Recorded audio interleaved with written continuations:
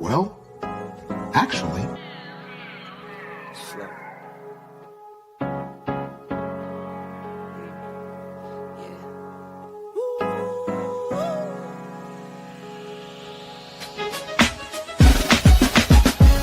Yeah, I'm watching the rise, and I wouldn't say I'm shocked cause I'm hardly surprised. This one's for the ride, this one's for who knew I'd make it, just needed some time. This one's for my wife, could've left 1,000 times just so by my side. This one's for the grind, I knew it would happen, just had the strength in my mind. It's the Travel OG, and welcome to the Black Manosphere Conclave 5.0!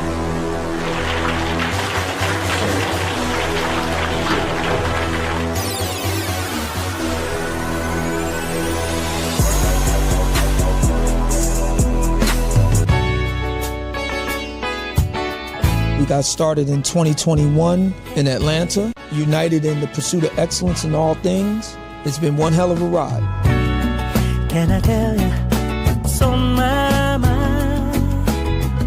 Cause I've been thinking about it for quite some time. Hey, can you give me a moment to declare my love?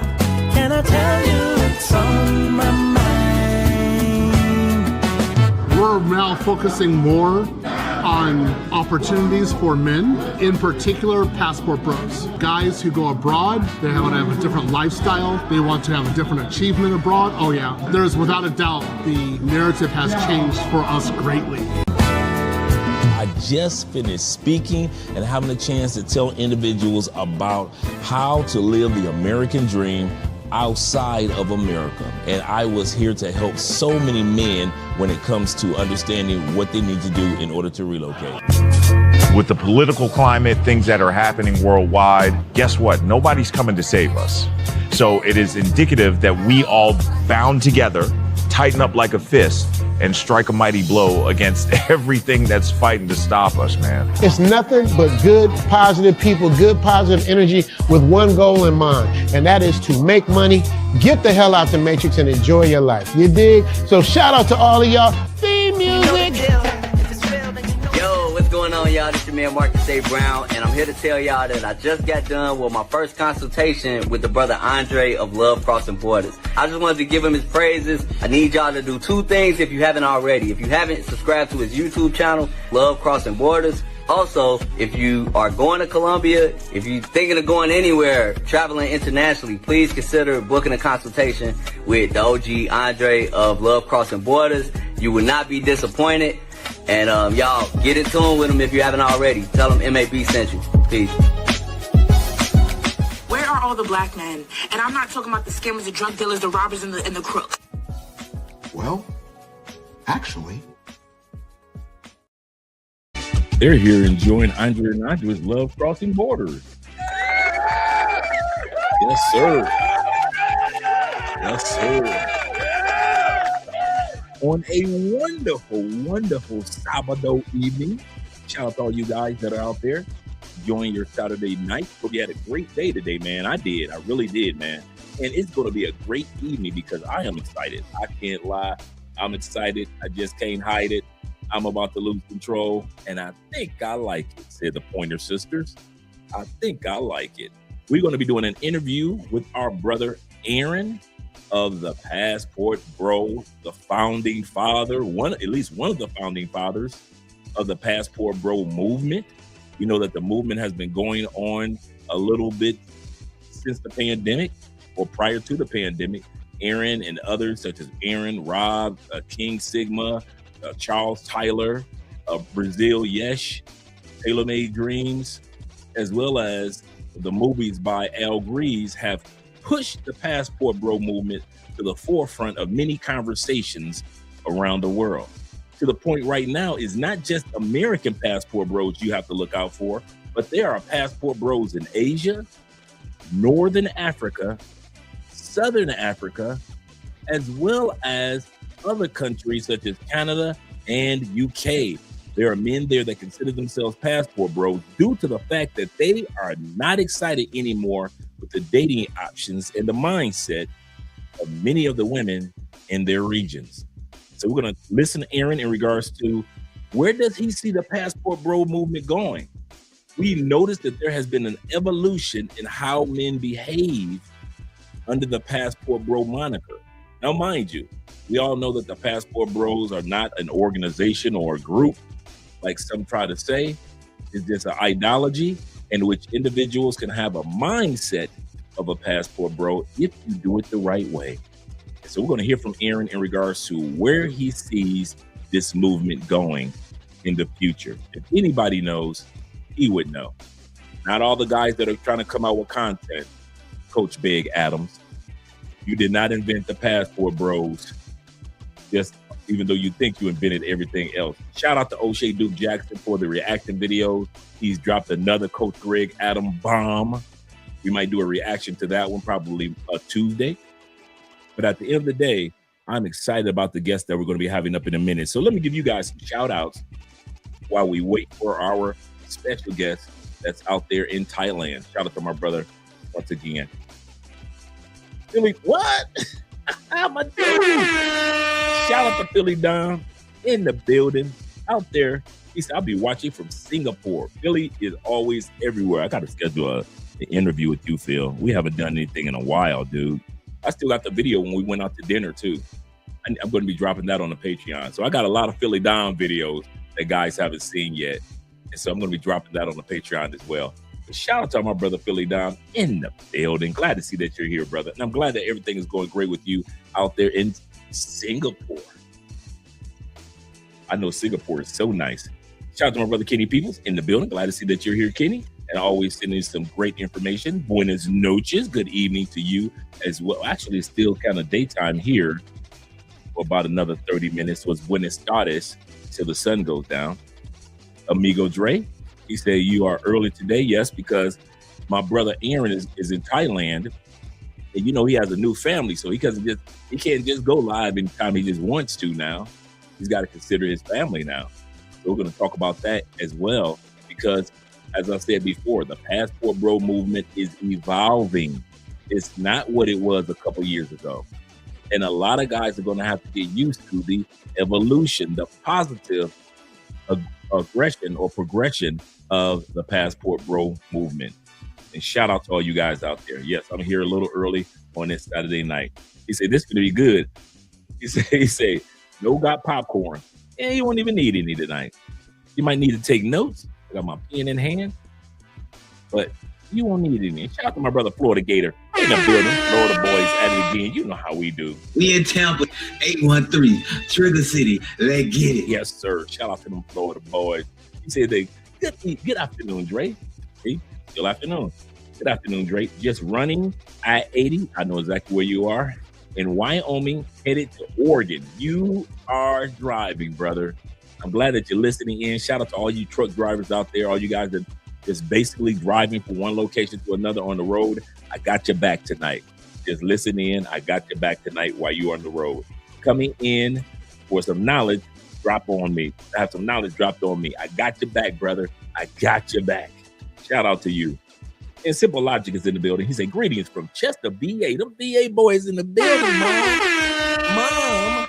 Those VA boys are in the building again. Yes, sir. Kenny said this needs to I need to take notes on this topic. Yes, sir. Yes, sir. Because like I said, there is a public perception of the Passport Bro movement, and there's the real perception and receipts of the Passport Bro movement. And many of you, just like me and others, you are the living receipts of the Passport Bro movement. And we're going to talk about that tonight. Let me turn the music down just a little bit more. We're going to talk about that tonight. You guys are the living receipts. We don't care what people in the United States or UK or in the West have to say about the Passport Bro movement and this is that. We don't care. Do you know one of the reasons why they don't interview true Passport Bros, Black expats, white expats, digital nomads, retired expats? You know why they don't interview us that often? They talk about us a lot, right? They talk about retirees retiring in other countries, but they never interview them. They talk about us as expats, but they never interview us. They talk about the digital nomad movement, but they never interview digital nomads. They talk about the Passport Bro movement. They guess and they assume, but you rarely see them have us on camera. Last time they allowed Austin Holloman on camera on these panels and on these news shows, he was 23, 24 years old. Now he's evolved. I've evolved. Many of you have evolved. Aaron has evolved. Richie Mack has evolved. El Guapo has evolved. A lot of us have evolved from how we were when the Passport Bro moniker first started. And yet, people in the West still think it's just one thing and one thing only, which is not necessarily true. Which is not necessarily true. So shout out to all you guys. Let's get ready to continue on with the shout outs. There's all 43 you guys in here, such as Don, aka Don the Don JP is in the building with my brother Twan. Salute to you, Twan. Salute to you. You see, I'm rocking my Richie Mack Zoom to Thailand shirt. Gotta always be ready to Zoom whenever you're ready. Rocking the Zoom to Thailand. Make sure you guys go to Richie Mack's website or to his Facebook page or to any of his channels. And at the bottom of the description, you can order your own Passport Bros, your own Zoom to Thailand shirt. Yes, sir. And shout out to Armand Milner in the building. Glad that you're here, sir. Glad that you're having a great evening. It was great Sabbath. My brother Chuck, my dude. Yes, sir. Show that man some love. Show that man some love. Yes, sir. We got to do it early. We know OTAs are taking place right now. We got to do it early. We got a good team this year. I'm excited. We got good coaching. If we win 9 games, I'm dancing in the streets. If we get 9 games, I'm dancing in the streets because we're heading in the right direction. So shout out to us. Shout out to Vegas men that's out there, like Chill Capo and all you Raider fans that are out there, like me. Yes, sir. David Dice of the Dice family. Glad to see you here, Dave. I still got a couple videos to send you, Dave. I haven't forgotten about you. Good evening, fellas. How y'all feeling? Feeling great, man. Feeling great. It's going to be a good live stream, man. Yes, sir. And let me scroll down a little further because I got my brother E Grizzle in the building. He said, what up, chat? What up, though, brother? What up, though? He said, what up, Dre? He said, ready for a good episode tonight. Yes, sir, man. This is going to be a good one, especially since we got my brother Mixed American Ohio State, them Ohio players. Roller coaster, roller. Yes, sir. He says this. He said, good evening, Dre. He said, with BMT, with Richie Mack, Zoom to Thailand. Y'all rocking the Zoom to Thailand shirt today. Got to represent my brother Richie Mack. We'll probably be going live a little later. D. Kirk is in the building. Glad to see that you're here. Giving a salute to Dre and chat and all you guys that are in Southeast Asia, including Billy Dom and our brother, Ronin Travelers. Glad to see that you're here, brother. Salute to you. Salute to you as well. He said, my brother Dre, good morning from the Philippines, the beautiful islands of the Philippines. Yes, sir. And my brother Bean in the building. He said, hello. He said, hello. How are you feeling, Dre? I'm feeling pretty good, man. Pretty good. I cannot complain. I feel pretty good today. I got I'm doing some homework over with Theo's classes. So, I got to catch back up on that with my cloud engineering. So I'm excited about that. And I'm also excited about, I'm doing some stuff. I'm like Ronin now. I'm studying Claude, the AI assistant. So I'm trying to learn. I'm taking courses on that right now. So I'm excited about that. I am excited about that. Shout out to Chris Jeezy in the building, along with my brother Zeta representing. Glad to see that you guys are here. Hola, hola, hola, and salute from my brother Elan Perry. Glad that you're here, brother. Glad that you're here. Salute to you. And the first chat we got in the building is from Canadian brothers. Yes, sir. I told this guy where I was from. He said, oh, Canada. Black Nubian is in the building. So we know we're going to have a good show. Passport Salvation. Love the name, brother. Love the name. He said, are you ready for some football? Yes, some World Cup football. Yes, sir. Yes, sir. Yes, sir. I live in South America. I ain't got a choice. I got to love football. I mean, I always love soccer anyway, but I love that the World Cup has come around. He said, Andre, salute, sir. Your rent is due. 22 is in the building. Salute to you as well, brother. And a bro on we got the whole family on a Saturday night. You guys are here early. Shout out to you guys, man. A bro on the go says this. He says, salute, Andre. Salute to you, sir, as well. And my passport brothers. Working on my cybersecurity. All of us are doing something that's cloud engineering or some type of tech type of studying ourselves. Cyber engineering labs with Andre and Andres. Love crossing borders. Sounds like a good evening in perspective. Yes, sir. Yes, sir. We're gonna have a good show tonight, man. I'm excited. And shout out to the super chat coming in from our brother. Shout out to all you guys that support by way of PayPal, Cash App, super chat, as well as the Bitcoin that goes to super chat. So if you want to support by Bitcoin, because Bitcoin is starting to go up, you can support the channel by way of Bitcoin as well. Proto J in the building. He says this. He said, I got the recon mission for Melania. I hope I pronounced that. Melania. Hope I pronounced that. Philippines in September. He say, I want to see how bad rainy season can get August through October. Good move.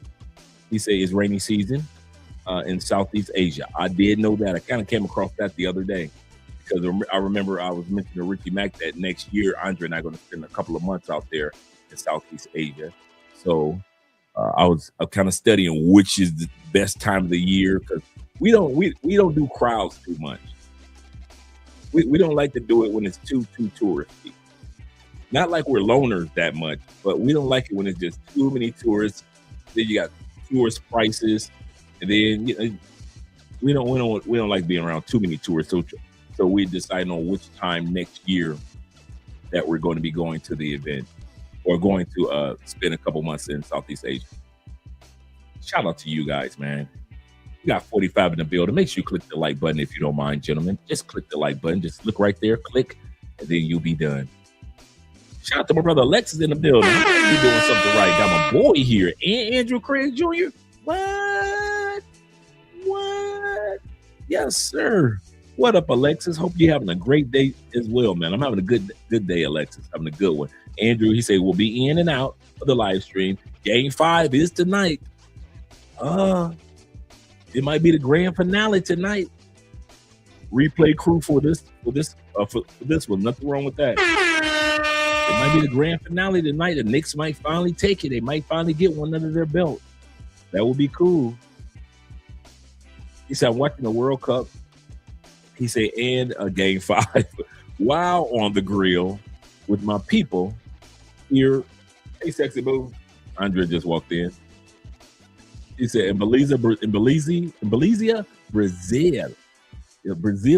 here. We turned up today. Yes, man, you're doing quite a bit today, man. I'm glad that you're here, man. Shout out to Game 5 and shout out to the World Cup. Yes, sir. Shout out to Tevin King being in the building. Yes, sir. Safe travel for every one of you guys that are out there, man. Shout out to my brother Bruce. Bruce in the building. Hello, family. Glad to see that you're here. And the International Quiet Storm along with Bruce. We are doing something right tonight. Yes, sir. Let me scroll down. And we got my brother Tevin King saying greetings to everyone. He said, I'll be in and out of the chat during the World Cup. Yes, sir. He said, Protege says this. If you don't mind the rain sometimes, it's really cheap around that time. Okay, cool. That would be cool. Because like I said, we're going to be there for a while anyway. So that would be good for us. That would be good for us. Let me scroll down. Ronan says this. He say, Dre, it's Manila. Oh, Manila. Okay, like Manila, Philippines. Oh, Manila, Philippines. Okay, cool. Thank you very much, brother. He said, I'm up north from Manila, in the province of Isabela. Baby. Who? Oh, is he? When is he coming? Where? Where is that? What time? Oh, we want to get there about 2. Okay, deal. Yeah, our presidential candidate is going to be an hour away from Cali, giving a speech tomorrow. So we're going to be heading there tomorrow to go check out the candidate, give his speech. Yes, sir. Yes, sir. It's going to be crazy. It's going to be nice. Everybody going to have their jerseys. I'm excited. He said, we live. He said, we live, everybody. Yes, sir. Yes, sir. Glad to see you guys are here, man. Glad to see you guys are here. Once again, the reason why I asked our brother Aaron, he's been on the show a couple of times, about being on the show. Shout out to my brother James, Kings of Dreams, that is. Crimson Dre, he say, love you, bro. Love you too, brother. Love you too. The reason why we're having Aaron on the show tonight is because I've noticed, let me change the music up a little bit.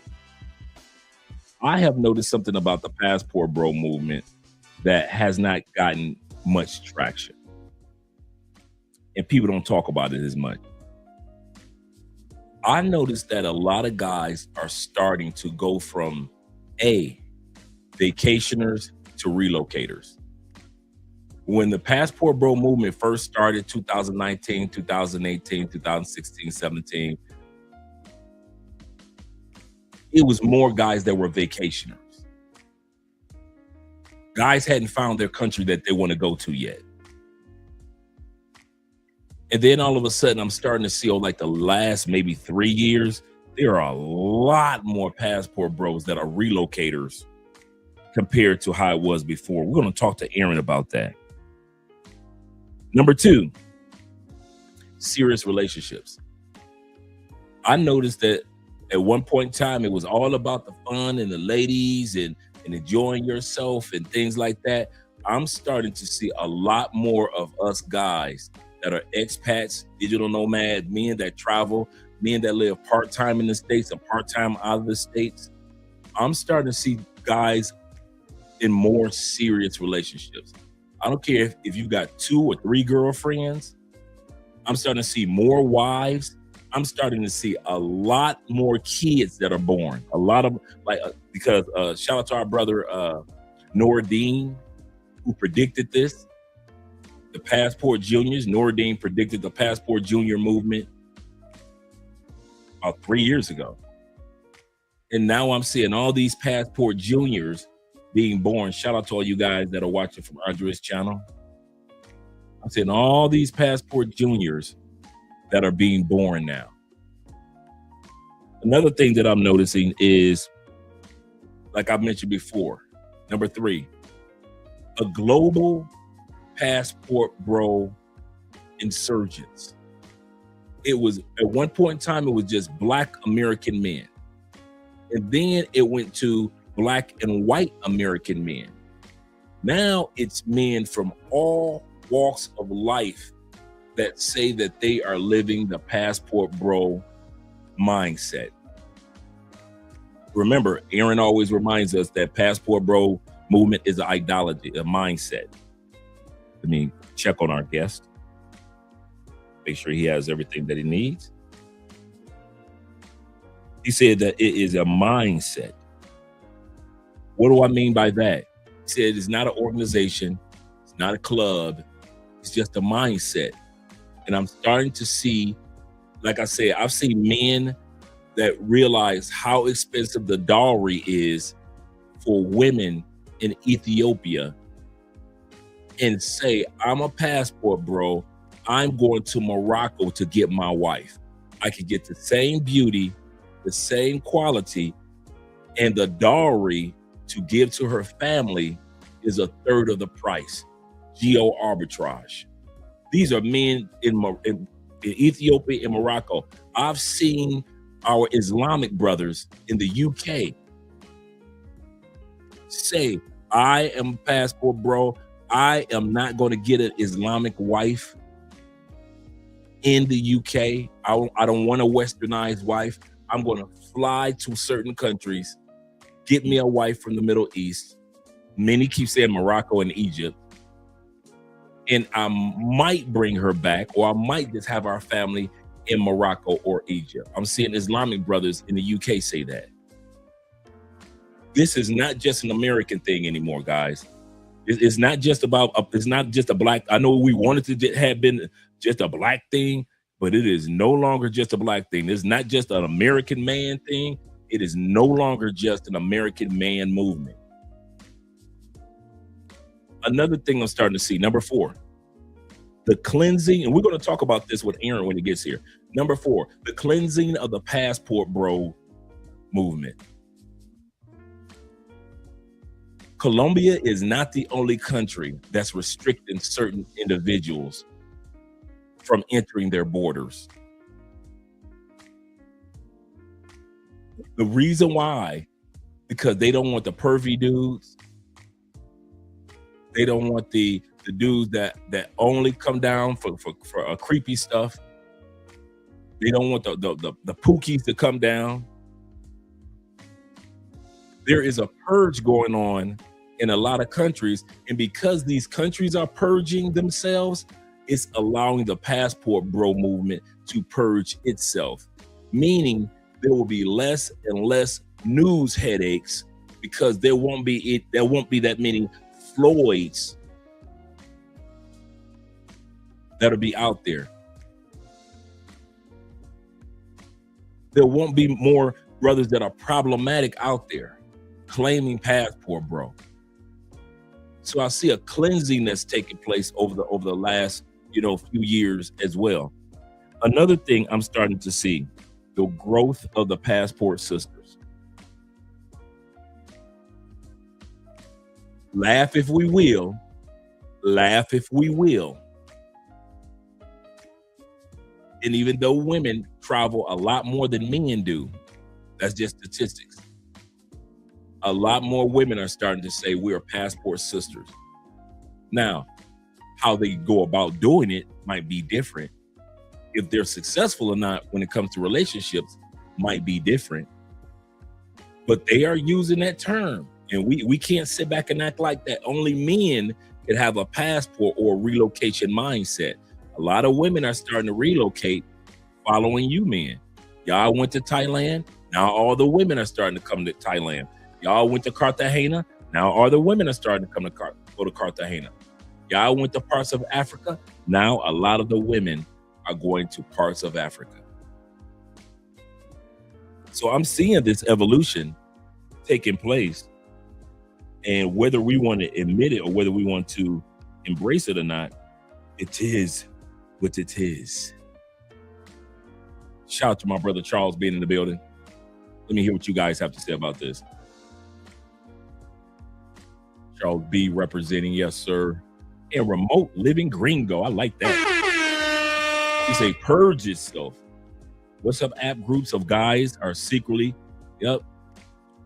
filing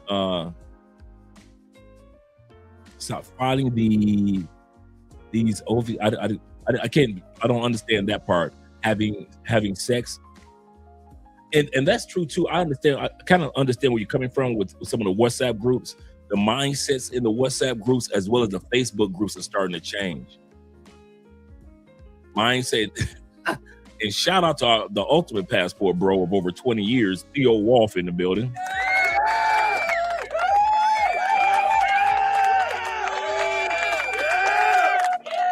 He said, I'm returning to Japan. Passport sisters can go ahead and try it. They can try, but they won't be able to do it. Not the way that we do it. He said, this guy is typing drunk. I know I didn't know what that what the middle word was that he was writing. He said some very nice areas and soft landings with the amenities that America has. Oh, he's talking to program. I'm skipping somebody's conversation. My bad, brother. My bad, brother. Shout out to you guys being here. International Quiet Storm and Theo. Glad to see that you're here. Twan says, the problem is they are trying to date us. Say that again, Twan. Twan says, listen, ladies,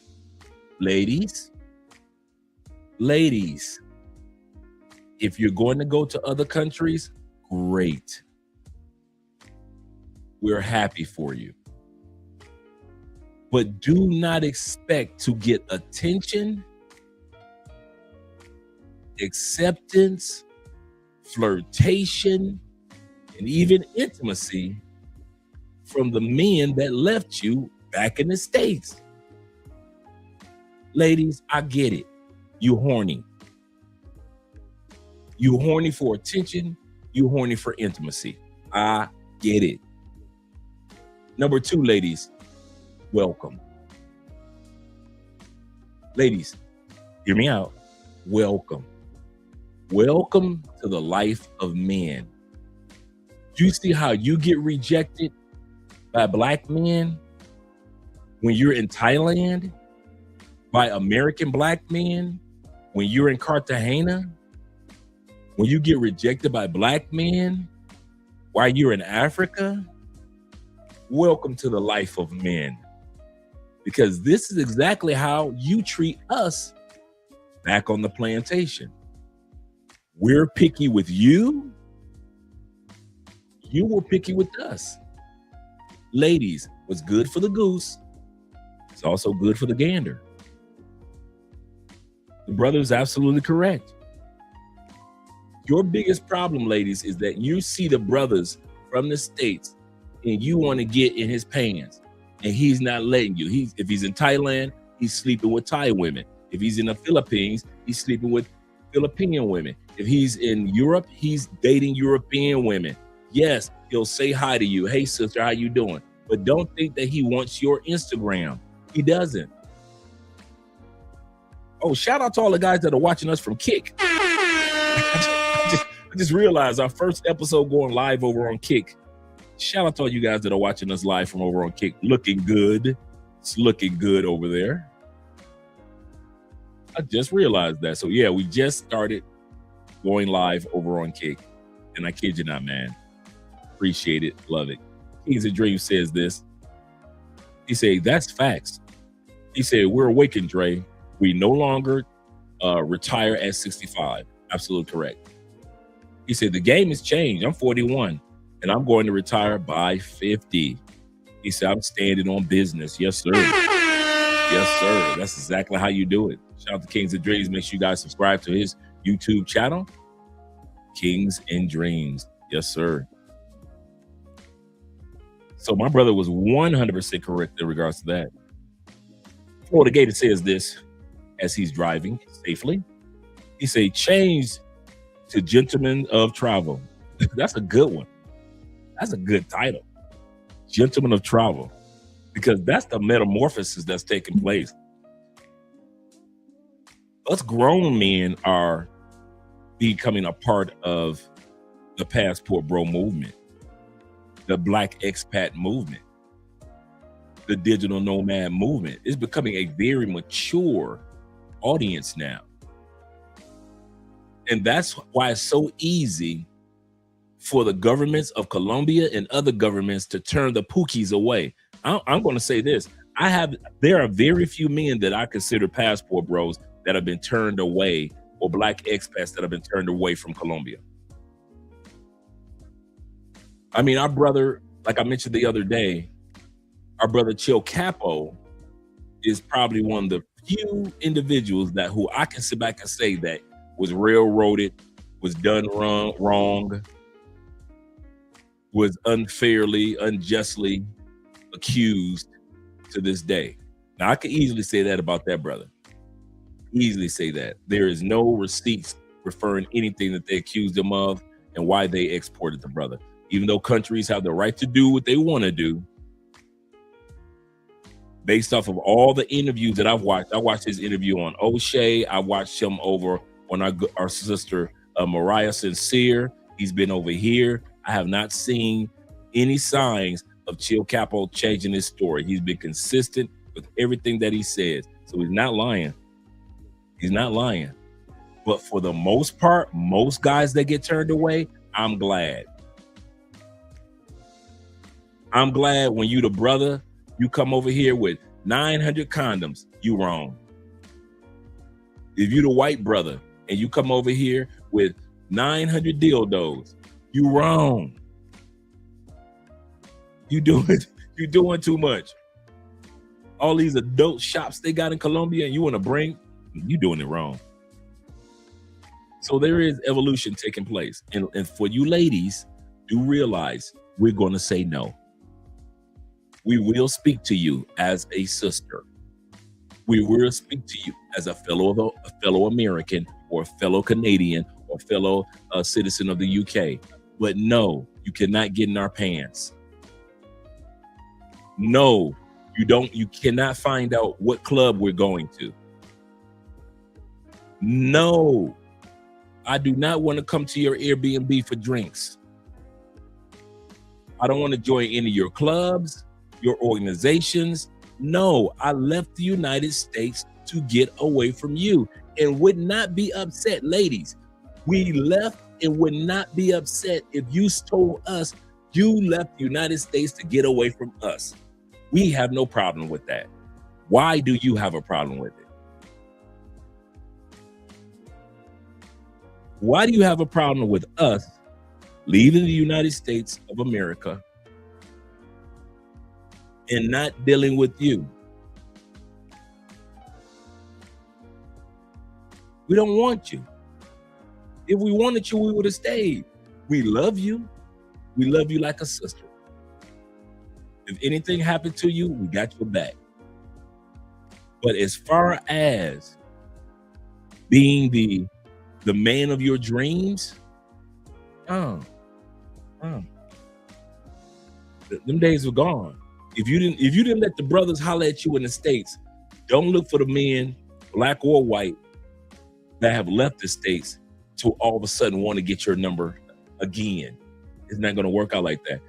Ladies, also, even though you've left the States, you still don't realize this is a competition for our attention.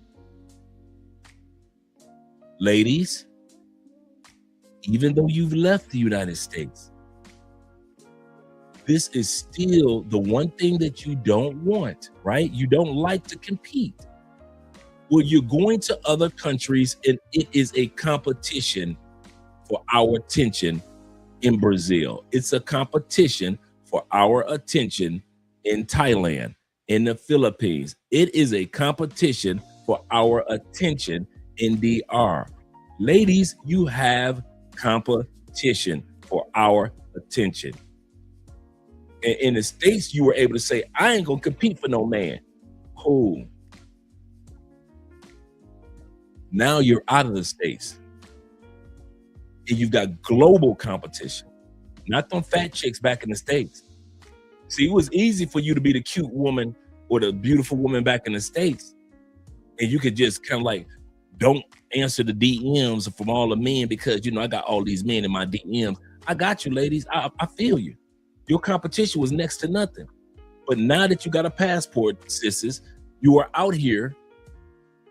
I don't care if you're the white girl that hangs out in Bali. I don't care if you're the sister in Thailand. I'm here to tell you, you now officially have global competition for our attention. And if you're not willing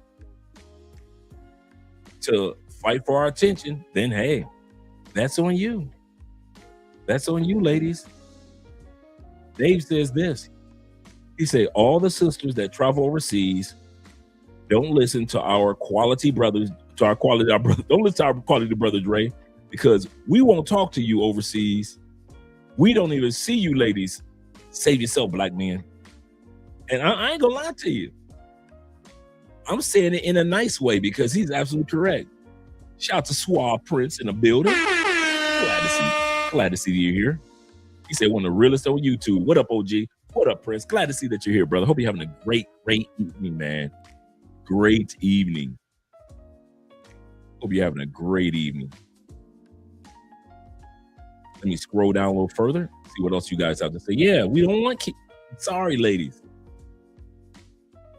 Yes, y'all travel more than we do. Congratulations. Yes, y'all can brag about all y'all degrees. You ever notice, ladies? Ladies, everything that you brag about in the States doesn't transfer internationally. You ever notice that?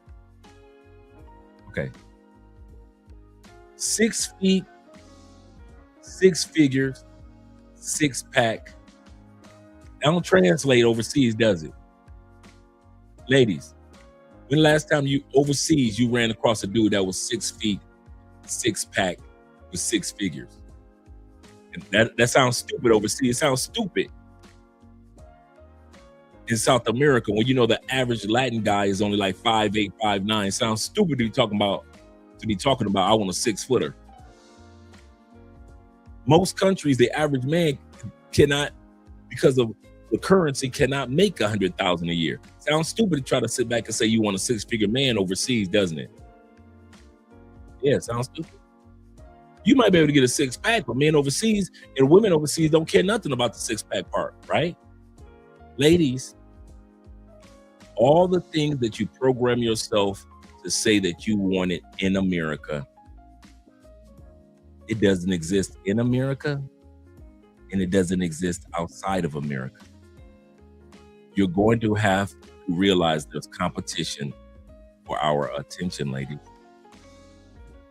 It really is. It really is. Everything that you, ladies, how often can you be in Thailand talking about your degrees? How many dudes how many of you ladies married a guy from DR because you bragged about how big your house is? They don't care, do they?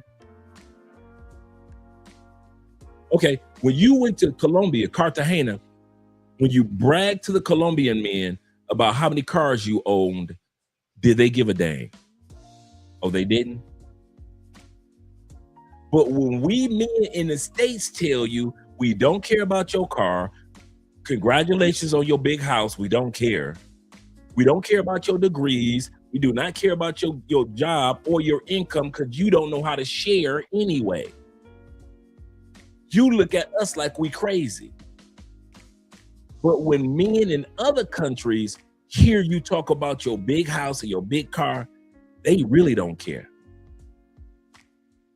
Now you want to believe them. See, you'll believe foreign men who don't care about your house, your car, your degrees, 6-pack, 6 inches, 6 feet, 6 figures. Now you want to listen to those men. But when we told you that that man doesn't exist, when we were in the States with you, you didn't believe us. Ladies, that man does not exist. He doesn't exist. Ain't he faithful? You want him to be corporate America, but then at night you want him to be tough as Tupac. Ladies, you can't get it all. And now you gotta compete. You gotta compete with gorgeous women in the Philippines, beautiful Venezuelans and Colombians in the same country, beautiful, gorgeous Brazilians. And let's not talk about all the gorgeous Asian Brazilians, the Koreans, the Vietnamese,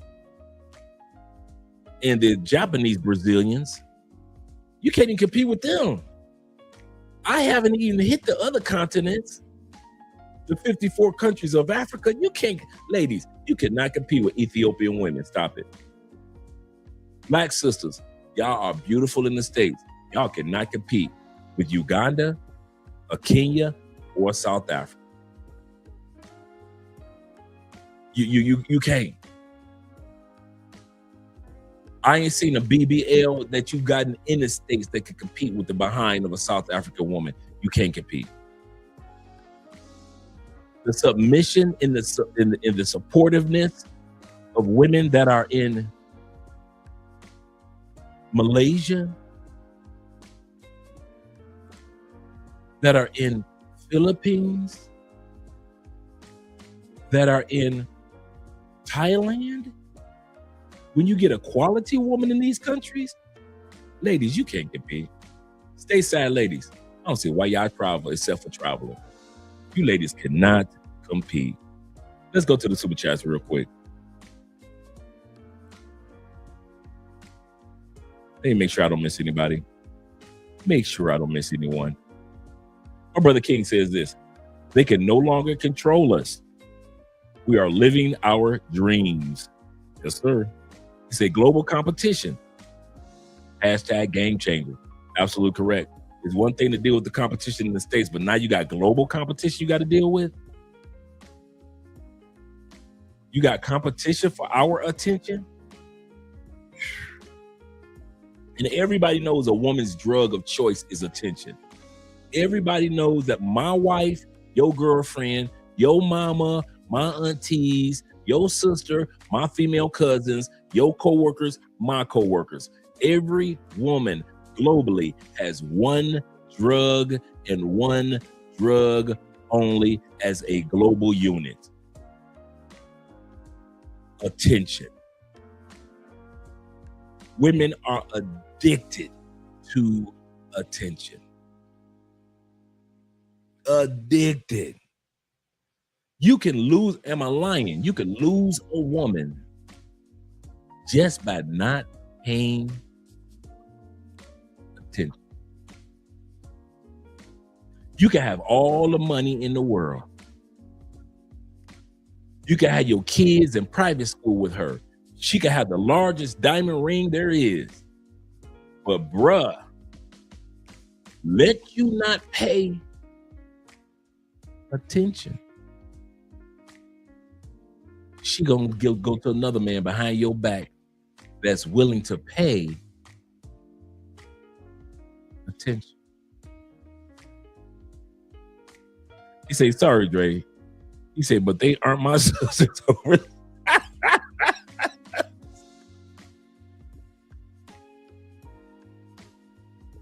He say, sorry, Dre, but they ain't my sisters overseas.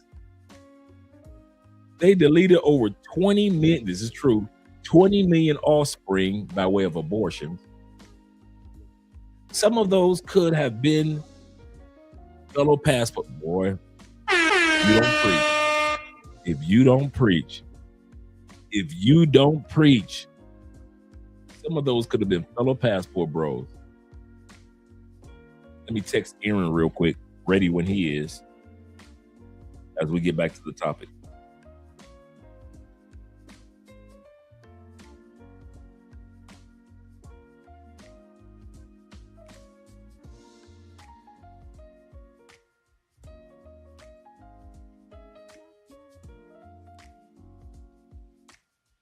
All right. And next week, we got a special, very special for all you guys that are thinking about relocating to Colombia. We have a very special interview with a realtor friend of mine here in Cali, Colombia, my brother Daniel. Shout out to Daniel. He is a realtor. His family has been in real estate for over 25 years. Him, his brother, and his sister. They have been working with foreigners for years. Whether it be finding yourself an Airbnb, if you're coming down here for a couple of days or a couple of weeks, he's able to help you out with that.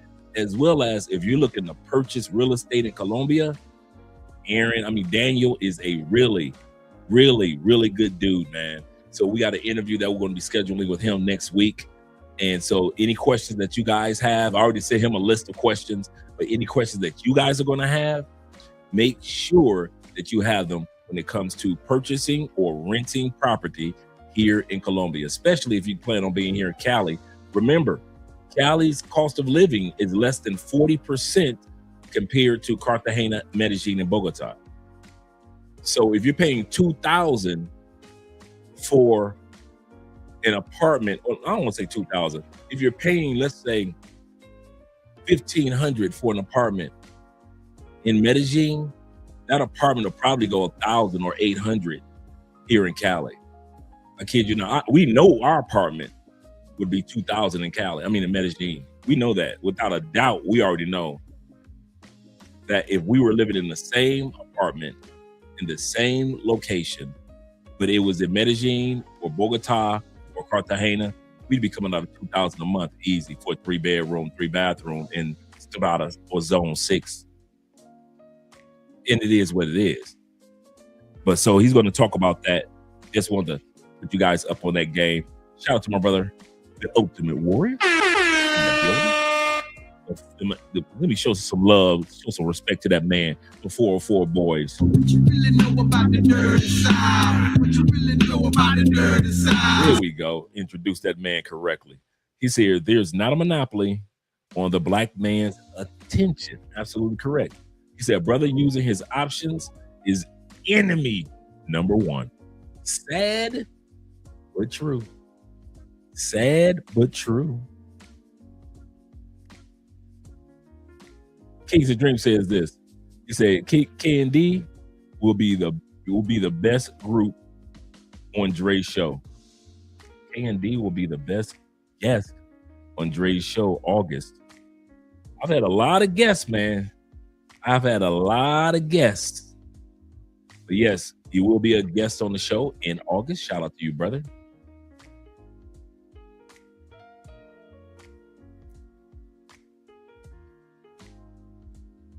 Let me scroll down a little further, see what you guys have to say. They said, no, Dre, that's over with. We're not even trying to get their attention. That's a good point. That's a good point. Shout out to Cortez in the building. Cortez says this. He said, Black women don't even have the degrees. They have more degrees per enrollment. They just enroll more and fail more. That is true. I didn't know that as an academic college recruiter for 20 years. I did know that. Black women have the most dropout rate, the highest dropout rate. And here's the other one. Black women have the most useless degrees. Bruh. Now that I'm retired from being an academic recruiter, man, Black women used to enroll in some trash programs. I used to be like, are you sure you want to enroll in that? Yeah, I'm sure. Okay. I'm like, you want to be a massage therapist.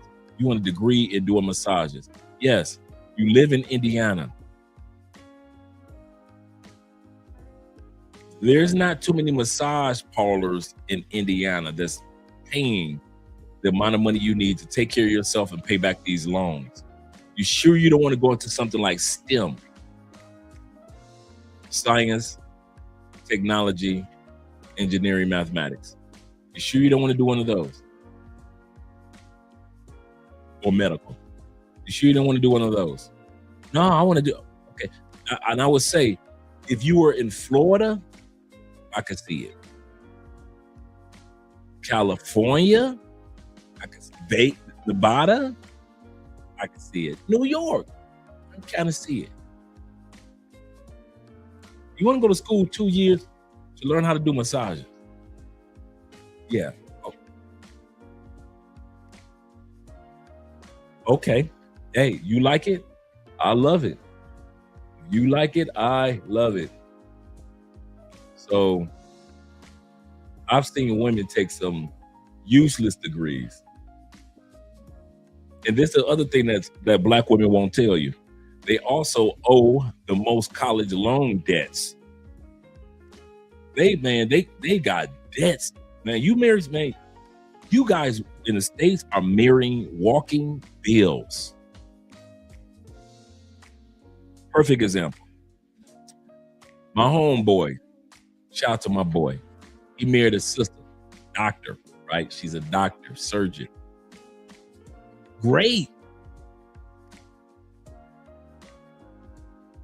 Even though she made good money, he made good money, she was still paying $3,800 a month back towards her college loans. So every month she was kicking out $3,800 a month that was not going towards the household. $3,800. This was back in the day. This was like 10 years ago. Some of y'all gonna marry women in the States and they got good jobs, but the job does not outweigh the amount of college debt that is gonna be coming out of that household every year. Some of you guys are gonna be with a chick, you married her in the States, and she's coming out of tens of thousands of dollars every 2 to 5 years, paying back her college loans. You gonna have a female, you guys gonna marry a Michelle Obama. She gonna be a lawyer for a short time, and next thing you know, she's the first lady and ain't used that college degree since. I'm gonna say that again. When the last time y'all saw Michelle Obama talking about she going to the courtroom? after spending all that money on college, she ended up being what Kevin Samuels said, a housewife. Did not Kevin Samuels always ask women, if you get pregnant by your husband, how much would you want to pay towards significant bills? Most women like, if I got the kids, nothing. That's who Michelle Obama was. A chick that went to school, got all these college debts, walked in her career field for a short time. After that short time, as soon as the kids came, there go Michelle, a housewife. You can call her first lady all you want. She ain't nothing but a housewife for the last, 10, 20 years. Yeah, bruh. Zayda said, now, Dre, let's be honest. American black women are no competition to the Brazilian, facts, Colombian, Cambodian, and even the Moroccan, and definitely the Ethiopian ladies. No competition. The sad part is that they don't realize it. They really think that we hold allegiance. I think American women find out the truth about our allegiance to them once we use our passports. Because I see you brothers in the States, you plantation bros, y'all talk real good like y'all on the sister side, right? Black love, black togetherness. We gonna be one. I love my black sisters. I love them. The same dudes that be talking about I love my black sisters, you ain't got no problem with not even thinking about a black sister as soon as you see them black Brazilians when you get your passport. You ain't thought about no black sisters as soon as you see some black Colombians. Soon as you get to Ethiopia, you are not talking about black sisters in the States. You get to South America, soon as you get to the tanned Filipino women and tan Thai women, as soon as you get around them chocolate Cambodian women, you are not talking about, I love my chocolate queens back in the States. You dudes are hypocrites, man. The only difference between you dudes on the plantation when it comes to sisters and us who are out here in the real world is that you are still on the plantation. But I've never met a dude that left the United States and said, I'm gonna go ahead and marry an American woman outside the United States. Ever. I ain't met a dude that, I've seen dudes try to smash American women. I'm gonna say this again. I've seen dudes that saw attractive American women, like our sister Mariah Sincere, attractive woman. And I've seen some dudes try to holler at her. Of course, she's an attractive woman, no matter where you go. However, are them dudes really being serious or are they trying to smash? Most dudes just trying to smash. They ain't looking for no relationship. I have never seen them. I've never done an interview in all these years. I've never seen Aaron from Passport Bro Movement. I've never seen Rob. Shout out to Rob of Passport Podcast, Passport Bro Podcast. I have not seen any of you guys talk online. I haven't seen on TikTok where any of you said, I know a dude or I am a dude that met my American wife outside of America and I married. That's who I married. I was in Thailand and I met my wife. I ain't heard that story yet. I was in Colombia and I met my wife, an American wife. I was in Brazil and I ignored all the Afro-Brazilians and I decided to get with the American woman when I was in Brazil. Ain't nobody doing that ish. Even if you in Finland, you in Sweden, I don't even see white boys doing it. Shout out to my white brothers. I have not seen white boys go to Italy, meet an American chick in Italy, and marry that American chick, and they both come back up to America together. I have not seen a white boy go to Japan, among all the beautiful Japanese women. Then just so happened to meet an American woman, fall in love, and married her. Ladies, when we say we're not checking for you, we ain't checking for you. I mean, we are not checking for you. Shout out to our special guest getting set up. We'll give him a few more moments. Doing his thing. You know how family men do. You know how us family men do. We got things we got on our plates. He said, Ultimate Warrior says this with the $5 love. He says, my black love is international. What if you don't preach?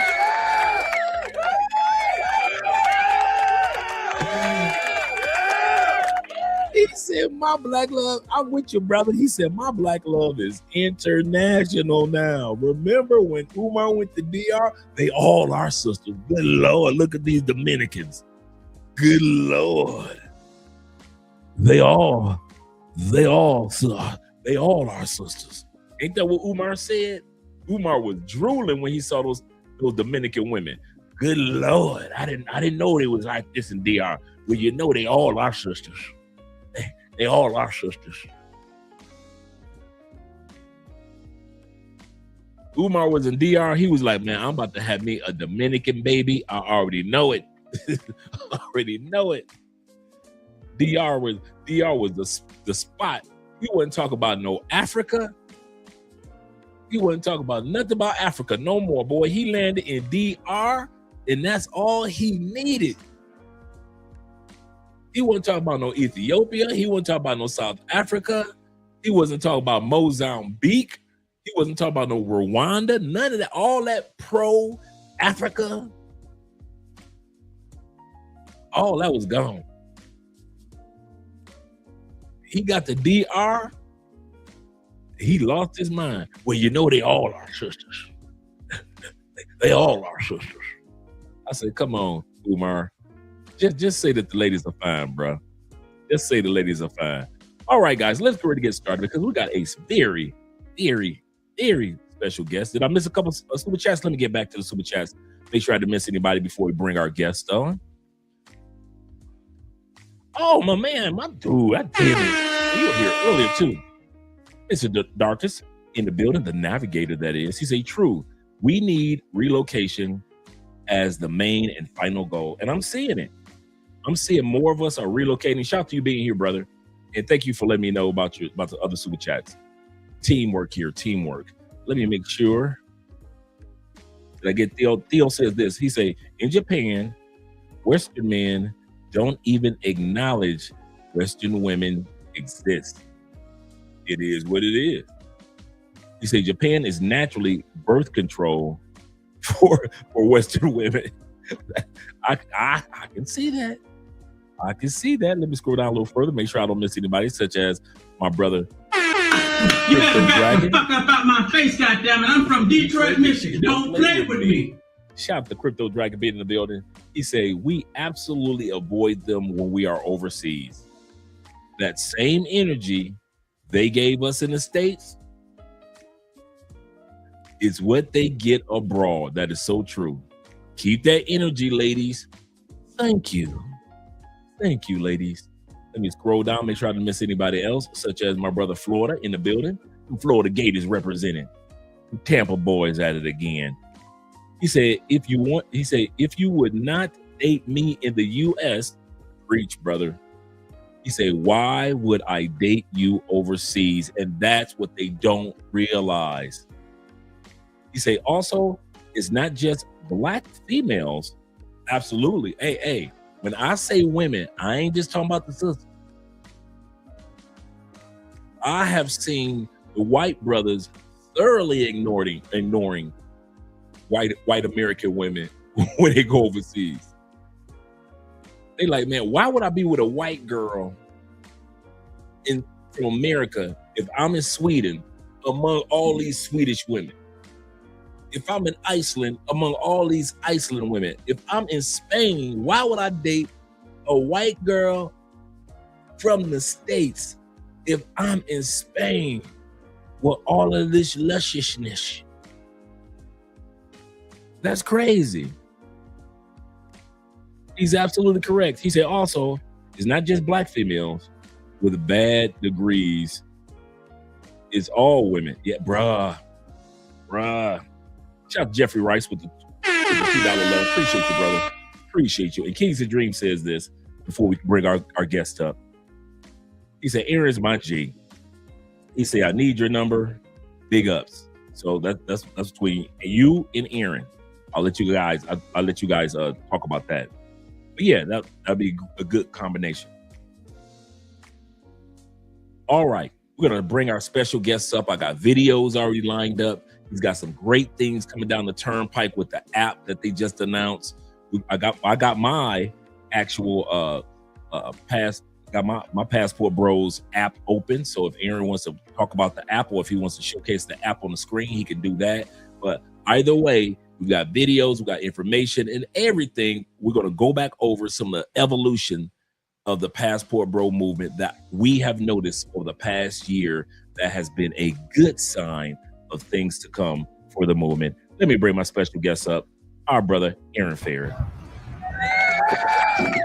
What's going on, Dre? I'm a little dark, but what's going on, brother? What's good? What's good? You, man. You. Get a little more light up in here, man. It's early morning out here. Yes, it is. Yes, it is. You looking good, man. You looking good. You looking clear. Everything is good. The lighting is fine, man. Oh, appreciate that, man. I know our time would be so off because I think you guys spring ahead, and that kind of throws everything off a little bit. Yeah. Because it's like 6. It's almost 7 here, but yeah, it's pretty early. Yeah. Yeah, you know. It be throwing me off so much, man. I be, paying my developers and everything, and they be like, "Hey, I thought you were gonna get paid today." I'm like, "You are gonna get paid today," but it's because we run ahead, and it's like, just be throwing up. I got every country I do business with on my time clock. I will show you, but I'm using my phone to stream. But I got, Nigeria, Russia, India. You know what I'm saying? Like it's crazy, man. All right. King of Dream said to you, he said, just send it. He was asking about getting together with you in regards to an interview. Anytime. That's my dude, man. Anytime, Kings of Dreams. He said just send it to Dre. So you okay with me sending your information over? Yeah, for sure. All right, sure. Cool. Kings of Dreams. Make sure you drop the link to your channel, King, so we can show some love. And I know Aaron, if any of you guys who are moderators, do me a favor, drop BMT's Black Man's Travel YouTube link, if you guys don't mind. Drop that link for us. And so what we're going to do, Aaron, is just introduce yourself to the audience of those that dare not to know who you are. Yeah, man. BMT, Black Man Travels here, man. Started traveling really in 2017. I went overseas for the first time in like 2004 on like a couple's trip or something to Jamaica. I don't even count that. But been traveling extensively since 2017, man. Made the permanent move to live overseas in November of 2020 in Medellin, Colombia. I lived there first for almost a year, and I moved around to Brazil for like a year. Then I moved to Thailand for a year, some change, then back to Colombia, then the DR. So I've been kind of all around now. I'm back in Thailand. Recently married, man. I have a 2-month-old, well, she's going on 3 months now, 3-month-old little daughter. And yeah, man, just living the life, brother, living the life, man. Well, guys, and I also coined the phrase "passport bros," by the way. So there you go. We're actually going. I actually kind of funny that I pulled that up on the screen when I did. Let me put this back over here and bring that back up. I had that already set up on the screen right here for Aaron. For some of you guys that didn't know where the term "passport bros" came from, the hashtag came from. Shout out to Brother King Sigma, created the term. The hashtag.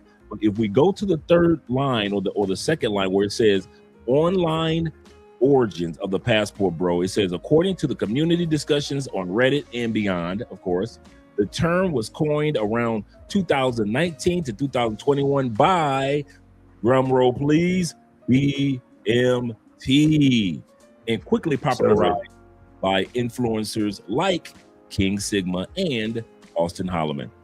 And You know, I just want to clarify something. I mean, interrupt you. I just want to clarify something because a lot of people think that I'm trying to take credit for coming up with guys that travel. Like, I'm not trying to take credit for that, bro. I know guys been traveling because there's always some vets that come in and be like, man, I've been traveling since the 1970s. You know what I'm saying? I've been a passport, bro.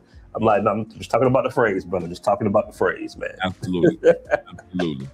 Let's look at the philosophy. Let's see if you agree with this. You say proponents of this movement often critique modern Western dating culture. Now, notice it didn't say critique the women, but it said the dating culture, expressing a desire to find partners they view as more traditional, family-oriented, and appreciative of Western men. So I noticed that they did not say or make the statement like it's an attack towards women specifically, but just the culture of dating in the West is not what many of us agree with. How do you feel about that philosophy in regards to being one of the philosophies? Well, yeah, like you just said it just right there. Like, you know, this is like the summarized version of it. And that's one aspect of it. And that's a major aspect to a certain degree. That kind of pushes guys, you know, or ignite guys to, you know, travel more, stuff like that. But it's always been a different aspect, especially for Black men. You know, it's other verities at play here. Like when I first was really frustrated in the States, it had nothing to do with women, bro. I was already in a relationship with a Colombian American woman at that point back then. But it was more the political process and just the institutional racism that we face in America for the most part. I just got tired of it, you know, and the tipping point for me was Philando Castile and all these cops were getting off for basically murder. And I was like, oh, something got to change, man. Like, I gotta get the hell up out of here. And what I meant by that, not necessarily I got to leave America for good at that point, but it was more so I noticed that when you globalize, you know, I'm not making up a word here, but when you kind of just start to, you know, put roots in different countries, that gives you inner power to a certain degree. That you can say, you know what, it's a little hot out here, political climate isn't the best.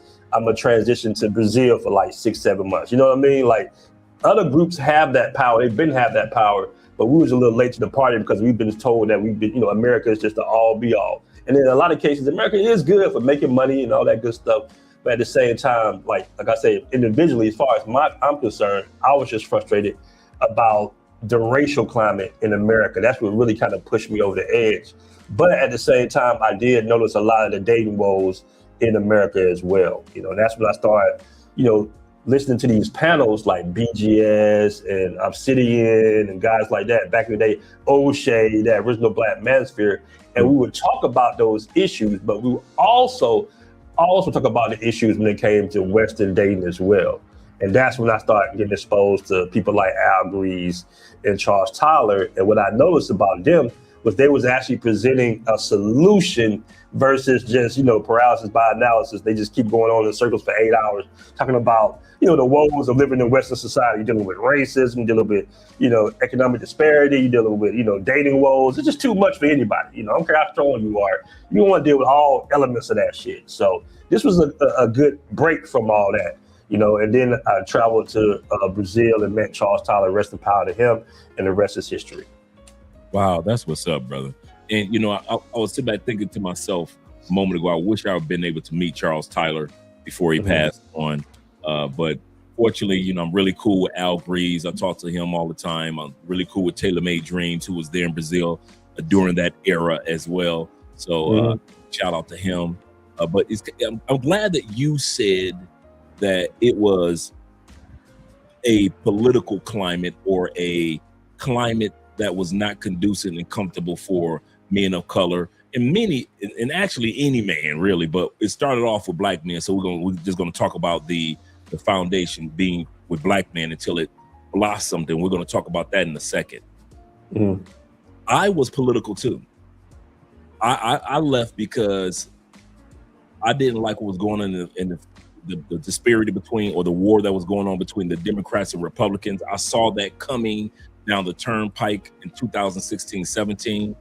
I had Colombian friends already. It's kind of funny that you were saying that you're already dating Colombia. All my friends in because I lived in Tampa in the area by the football stadium. By the football stadium is all Colombian.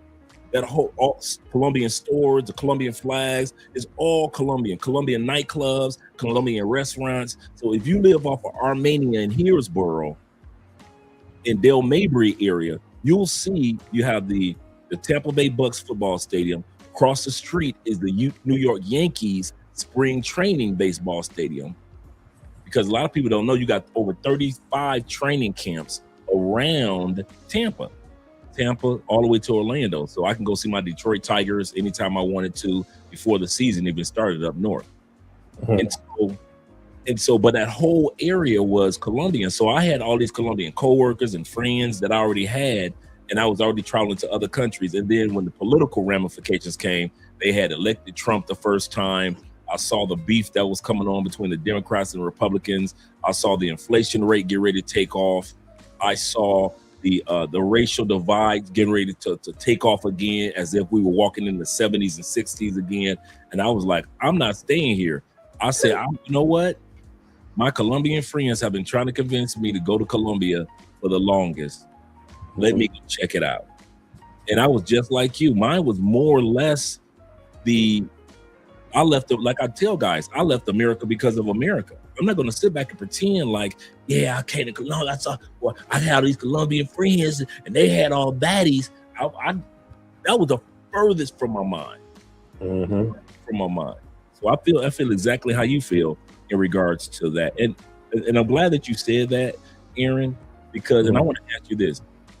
Have you run across a lot more guys that left for the same type of reason, whether it was politics, whether it was geo arbitrage, get a bang for their buck, whether it was for medical tourism, it's less to take care of your health.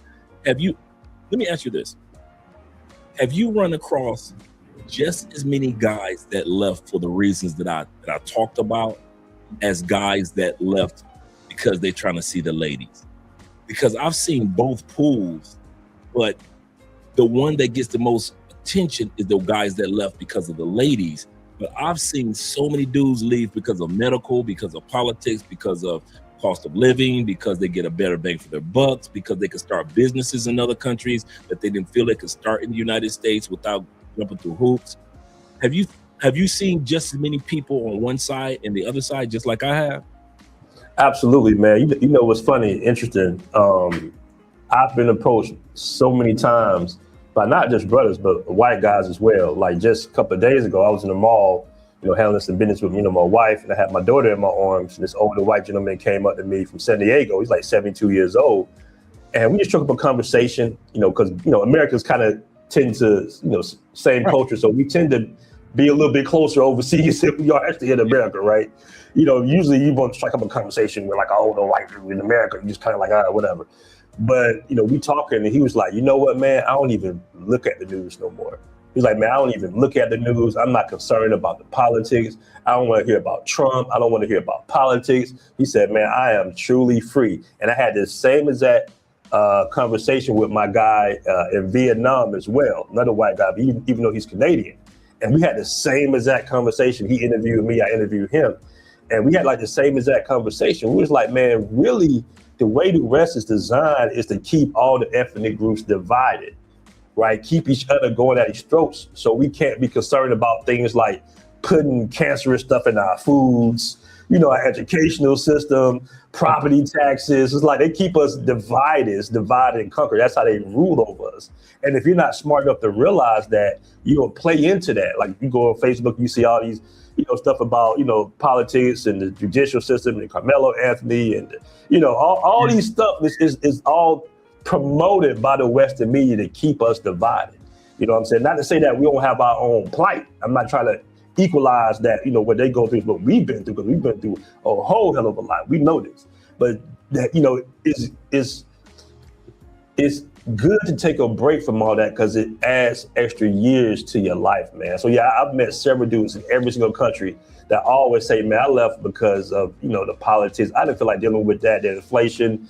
It costs $200 to, go up the street and court a woman to a nice restaurant. It's just too much, man. So yeah, most definitely. And what I notice is most of the guys that leave for the ladies usually are vacationers. Those are the guys that visit for the weekend, maybe a week or two at a time max. You know, those guys is kind of coming for the ladies. But the guys that actually made a permanent move like me and yourself, I don't think ladies was really just on our mind. I know it wasn't really on my mind like that. Right, and to go back to your first point of what you were saying about you having Colombian friends in Tampa, I got quiet, my wife was in this room, but my little Colombian ex-novia in America, she used to have conversations with me because when I had an interview with O'Shea, he was like, "Was she comfortable with you traveling?" And I was like, "Absolutely." She the one that pushed me. She was like, "You need to get out of America for a while, not permanently, but she was like, you need to visit other countries so you can see the differences in just the treatment and everything like that." She was the one that told me about Colombia because she went to Colombia 2-3 times a year. She's the one that told me about Medellin. She's a Paisa, so all her people are from Medellin, even though she grew up in the States. She was born in America. So she had put me up, up on that. I met her brothers and all that good stuff. They would tell me about the safety issues and, how to move in Colombia, all that stuff. Right. So I was already kind of, learning things and saying, you know what, if she's telling me I need to travel, then I probably need to travel, So it was never really about the women, man. It was always more so about, just getting out of your neighborhood, man. Like I had lived in Atlanta my entire life, bro, and I just saw guys talking about the same shit every year: football, basketball, what hoe I mess with, what chick I smash. It's just like, man, this shit, what I'm saying? Like, this ain't no growth. This ain't growth right here for me. But when I started, meeting guys like yourself, other gentlemen, overseas, I started seeing more progressive conversations that were more in tune with my spirit. You see what I'm saying? Yeah. Yeah. And it's kind of funny that it took us traveling to meet like-minded dudes. So Passport Bro movement, and I like how you always remind guys, and you say this on every interview, it's an ideology, guys. It's a mindset. Don't look for a club membership. There is no card. There is no CEO, CFO, no COO. There is no annual meeting or annual memberships. It's a mindset that you have. And I'm glad that you continue to emphasize on that, to put that into people's minds so no one can have a receipt on that you said something else, that it's something else, and that it continued to resonate in the mind of those who are interested in becoming Passport Bros. I'm gonna tell you something that I've been waiting for, and it's just simple. It's just Andre. I've been waiting for it to get to the dictionary. It's already hit a couple of the minor dictionaries, but I'm waiting for it to hit Webster, because I really believe that this movement is something that supersedes all of the other groups that complain. It supersedes MGTOW, because MGTOW was more about just go your own way and don't mess with any type of women. Just be incel. Nobody had forced incel. You do. That's not realistic for men, bro. Right. You know what I'm saying? You need company, especially the older you get, man. It's cool to go a few months or even a few years, get your shit together and everything. But, bro, listen, as you get older, you're going to want companionship. You just don't want to sit around on 8-hour streams and complain about women all goddamn day. You just got to, come on, man. You know what I'm saying? Like, I get it. I was single for a long time. Well, actually, I've been in a relationship off and on my whole life, but still, like, it's nothing like a good wife, bro. A good wife adds years to your life. It really does.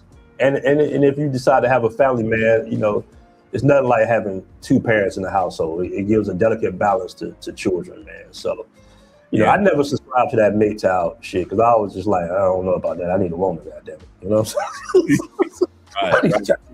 I need something warm in my bed every goddamn night. Fuck all that. Right. That's the point. As frustrating as relationships can be and dealing with women can be, I still love, what I'm saying? Yeah. Just, you know what I'm saying? Yeah, I do. Yes, sir. Well, I tell you, bro. And that takes us back to what the purpose of this particular live stream, because you and I have been together off and on through the years doing interviews off and on. Mm-hmm. The reason why I wanted to do this particular episode, and I don't know if you heard me speaking in the beginning, I'm going to come to you guys' comments and super chats in a second. Thanks for supporting the channel. Mm-hmm. I have noticed through your journey, it's an evolution. My journey has been an evolution. I am meeting so many men that are becoming either solidified relationships with maybe one or two women. I'm meeting so many husbands, man. So many dudes that are having their first child overseas. I'm like, wait a minute, this passport bro movement is starting to evolve. It's not what it was when Aaron and you and other brothers first started talking about the movement, when it was more like a traveling thing. I'm starting to see more relocators as well. So it's not just the weekend warriors that are coming through. And I see the light of God shining in the background behind you.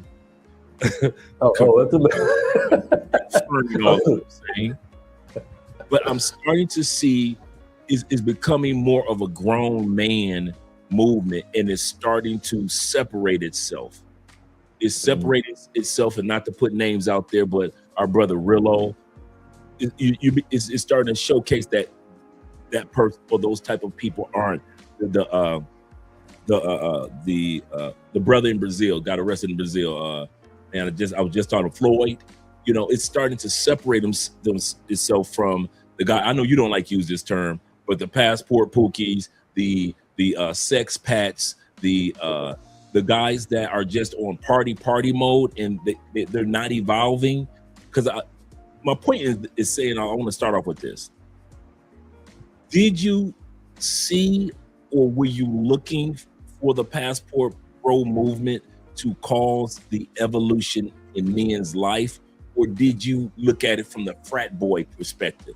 Because when it first came out, many men follow the passport bro movement as if it was frat boys. Let's go out here, let's party, let's have fun. And that's cool, because many of us were just on that discovering new countries and new ladies.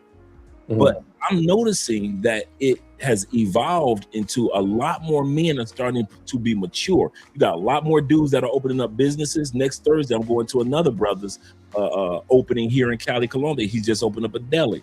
You got another brother that had opened up a restaurant. You got so many brothers, the food truck that you guys were talking about in Thailand a couple years ago. So shout out to my man Shane, yeah. Hi, did you think about when you guys were first putting together or first talking about the passport bro movement? We're going to get to the app and all that you talked about before. Did you think that it would start this type of grown man-ish type of evolution? Well, to go to your first point, the passport pookie. I kind of popularized that term to a certain degree. I was calling guys passport pookie, but I didn't like how they was calling everybody that, every black guy passport pookie just because you didn't like that particular individual or action or something like that. You know what I'm saying? Like something would happen, because I got called a passport pookie. At one point, I'm like, I'm a passport pookie. Are you fighting in Thailand? I'm like, well, I got to defend myself. You know what I mean? So I try not to just use that phrase because people kind of just use it a little bit too much, in my opinion. But we know that those guys, like that are there. And that just comes with the fact that travel is more popular overall. It's not even necessarily that we attracted those guys like me and you. We do pretty much talking head videos and stuff like that. And we talk about information, and I can look at your content, you can look at my content and kind of tell that we're attracting a certain type of black man. True. You know what I mean? Like an intelligent black man. And, we can't really gatekeep these countries like that, even though I wish we could.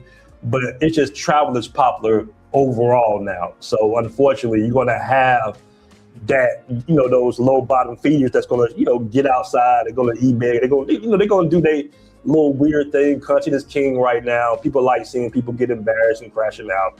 And that's of every culture. It was a Russian influencer out here, not influencer, but a streamer out here that did some crazy stuff in the 7-Eleven. They're in every group. We're not, we're not the only group that has that low bottom, low feeders in it. Every group has it. You see what I'm saying? So I just want to say that real quick, you know, and like I said, as more black people get their passports, start traveling, you'll see more janky, more dusty shit, you know. But as far as your other point, did I see the growth? I did, because early on in the beginning, I was pushing, and still do push, a lot of, you know, a black, you know, male entrepreneurship overseas. You know, I've done, you know, entire videos of guys with cigar companies. Shout out to my man Kobe in the Dominican Republic, because I think that's some fly stuff. It's some flyish, you know what I'm saying? Of guys opening up business overseas, hiring the locals, you know, getting involved in the social and the politics of things. I think that's a beautiful thing, because we know that in general, it's not part of the status quo for us to have businesses like that in the States. You know, we can be very successful individually. We can be successful in corporate America. We can even be successful individual as an entrepreneur. But you start getting 3-4 black businesses on the same corner, that's when they start looking like, whoa, we can't have another Black Wall Street now. Hold up. Because, you know, Black Americans did one of the most phenomenal things ever after slavery. One generation after slavery, we created Black Wall Streets all over America. No other ethnic group has ever did that without the assistance of the government. You see what I'm saying? We did it without the assistance of the government, meaning we came out of slavery, bro. They didn't even give us what they promised they was gonna give us, and we still was able to become a success. I really want you guys to hold on to that, and I'm not trying to delineate from other groups around the planet. I know they go through their own struggles, but I really want you guys to think about that for a moment. One generation after cattle slavery, bro, when we had no rights, we were treated like animals, we built multi-billion-dollar neighborhoods or communities all around the United States, from Rosewood to, of course, we know Tulsa. Atlanta had its own black neighborhood and everything like that. So I've always, you know, been on that. Even if you see some of my first early on live streams, bro, I had the Black Wall Street in the background, because I always felt like entrepreneurship and business ownership is, you know, the previous step to getting, you know, political influence. True. So that's why, you know, I've always preached that. And that's what it's always been about. Like I said, I've interviewed countless business owners all over, from Colombia to DR to Thailand. And I always showcase that on my channel. So I did see that early on, man. But you know what's funny? And I know you got another question, but you know what's funny, man? You know, when I was having my daughter, you know, I was in the hospital, and I saw other brothers in the maternity ward too. So it's like, you know, like, don't let that slide by, because that goes back to what we were talking about with the evolution. Mm-hmm. Hey, one of my guys, my man D-May, you know what I mean? Shout out to my man D-May. Shout out to D-May. I don't want to put his business out there, but shout out to my man D-May. He got a family, or, you know, out here as well.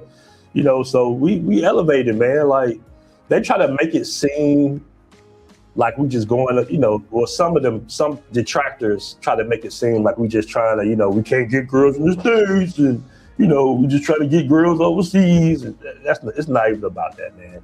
It's not even about that. That is so true. That is so true.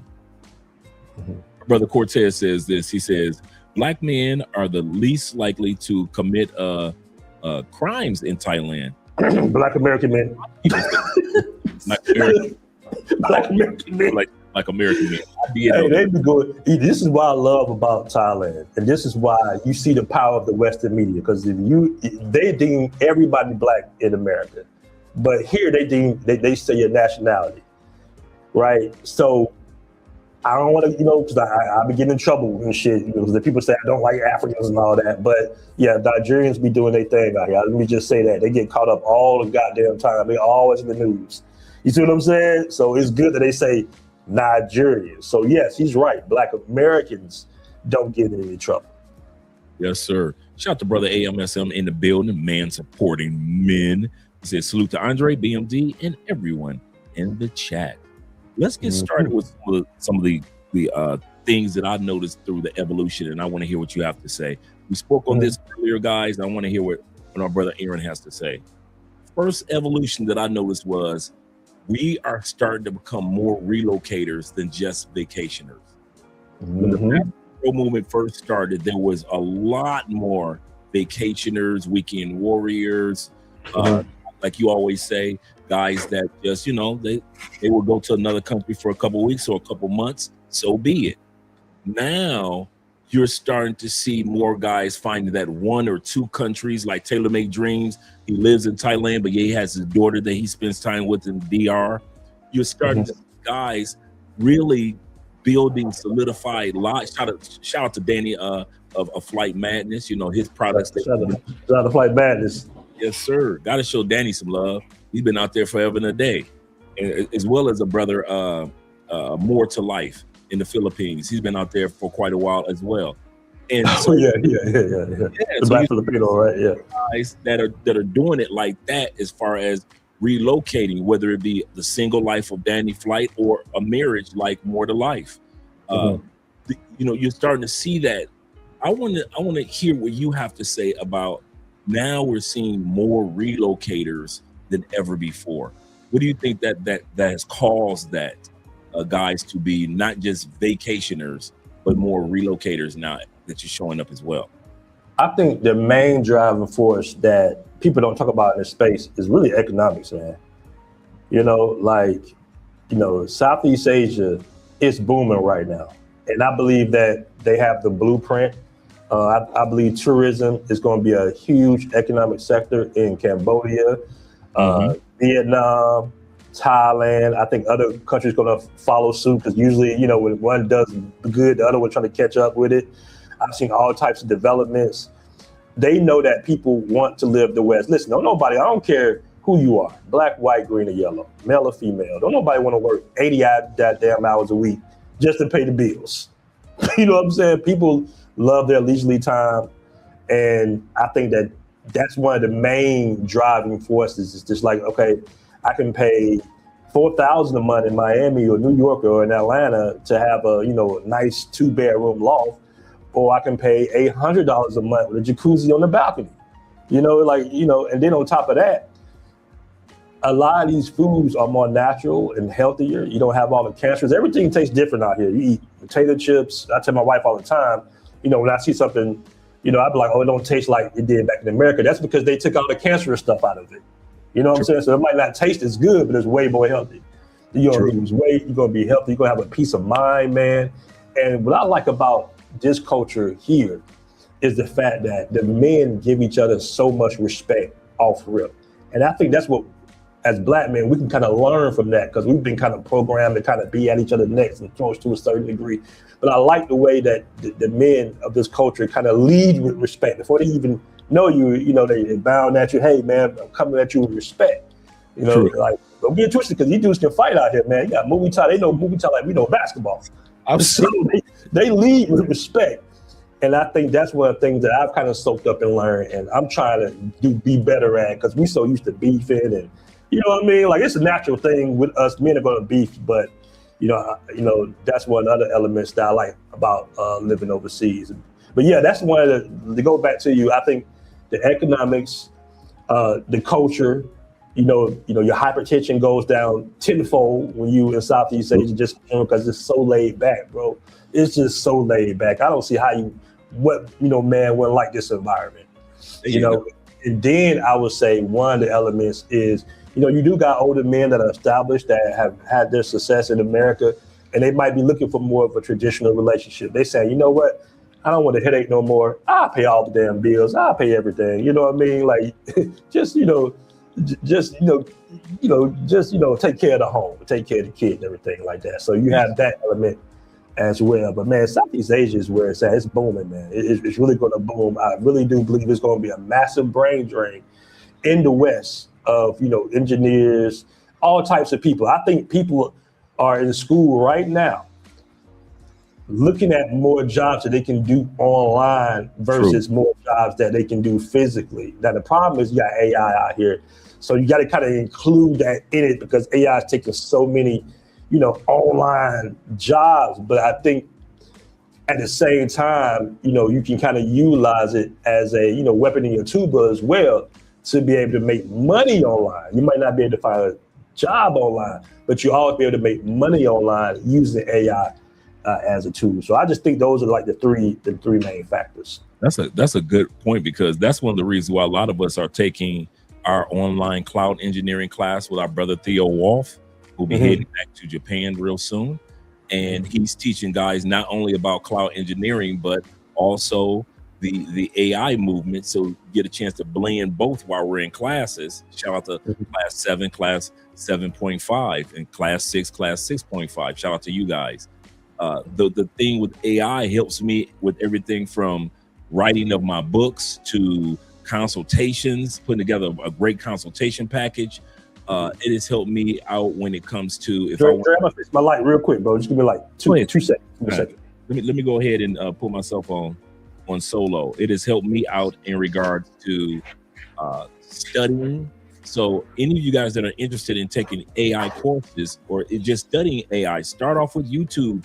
There are a lot of free AI courses for different things that you may be interested in on YouTube. So you guys might be able to think about doing that. But he's absolutely correct.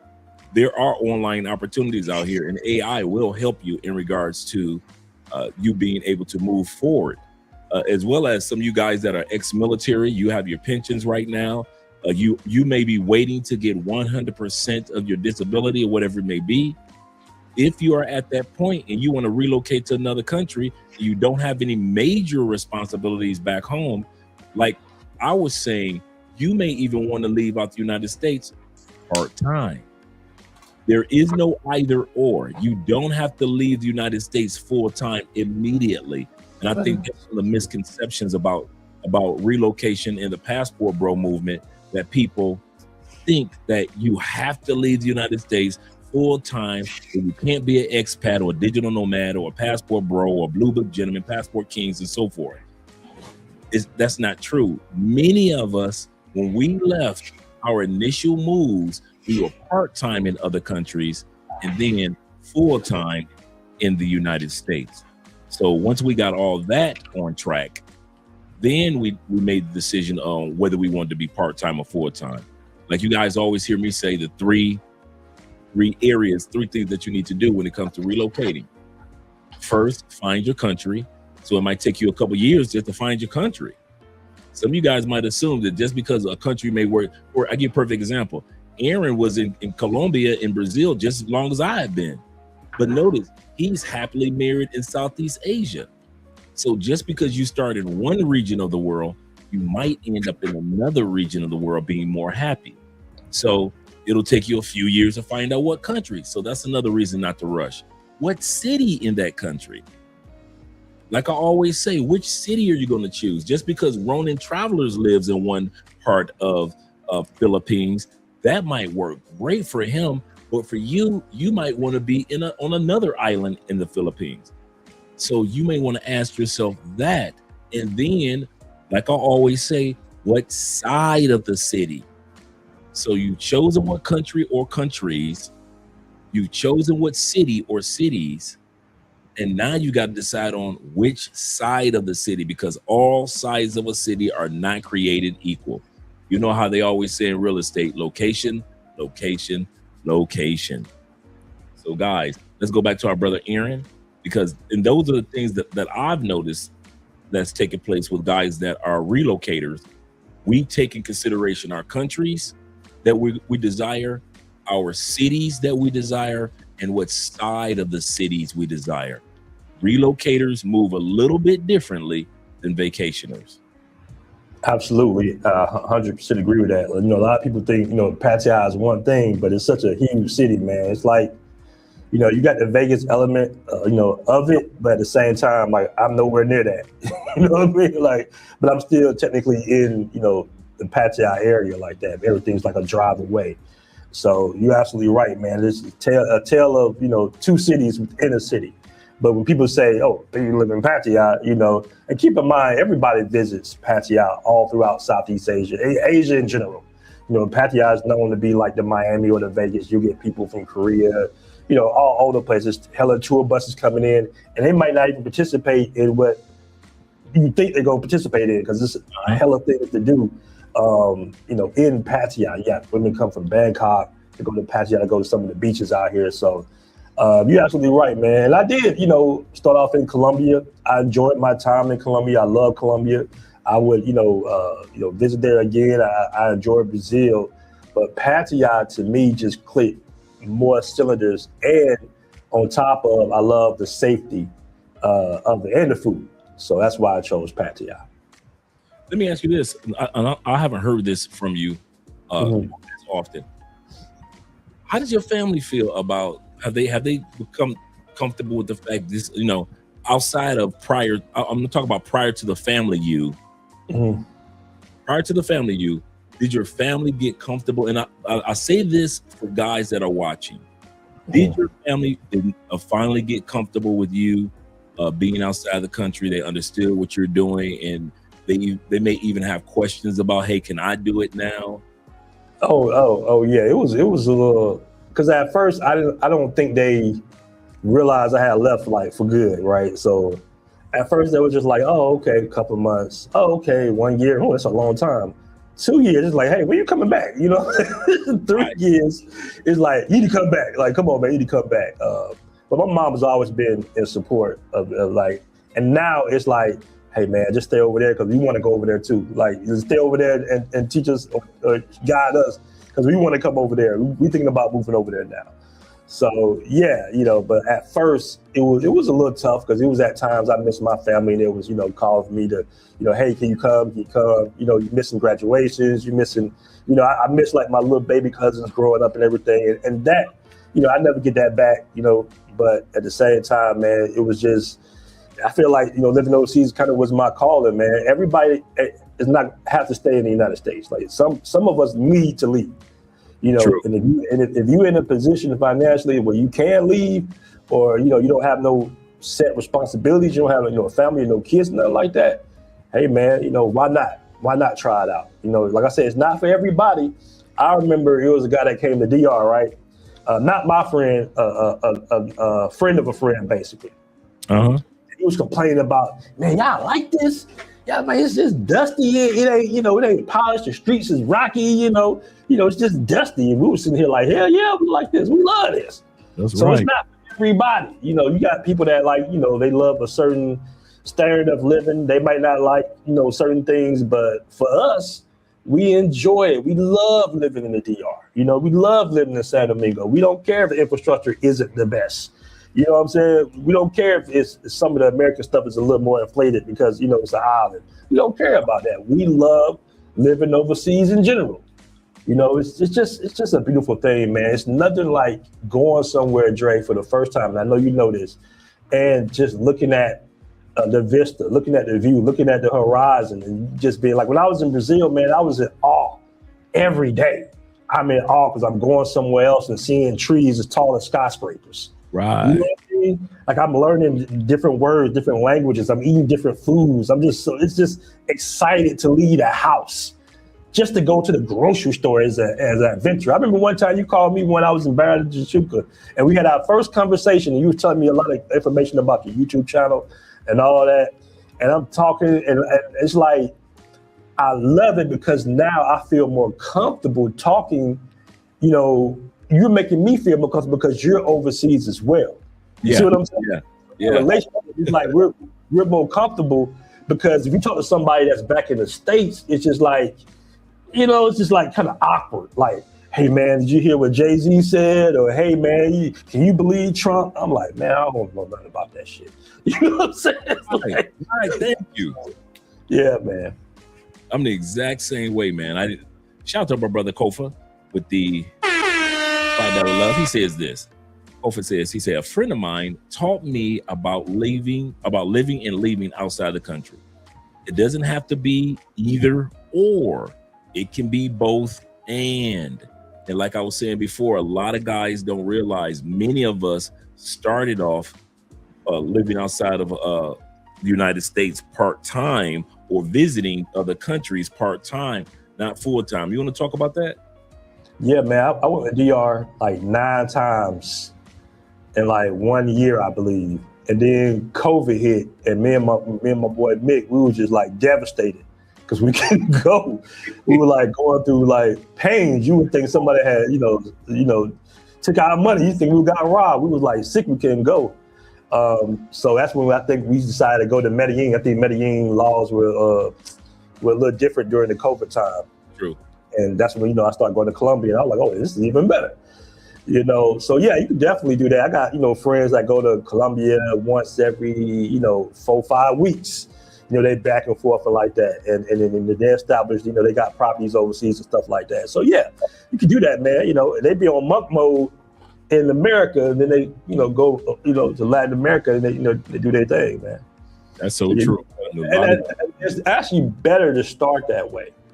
Than make the transition permanently over somewhere you don't, like you just said earlier, like you don't really know what side of town, you don't know what area you really want to be in, so it's way better to just kind of visit, meet other expats, ask them questions, stuff like that. But it's nothing like exploring a new country. I think that's one of the natural things that they don't mention about the passport bros enough, is the fact that you're an explorer.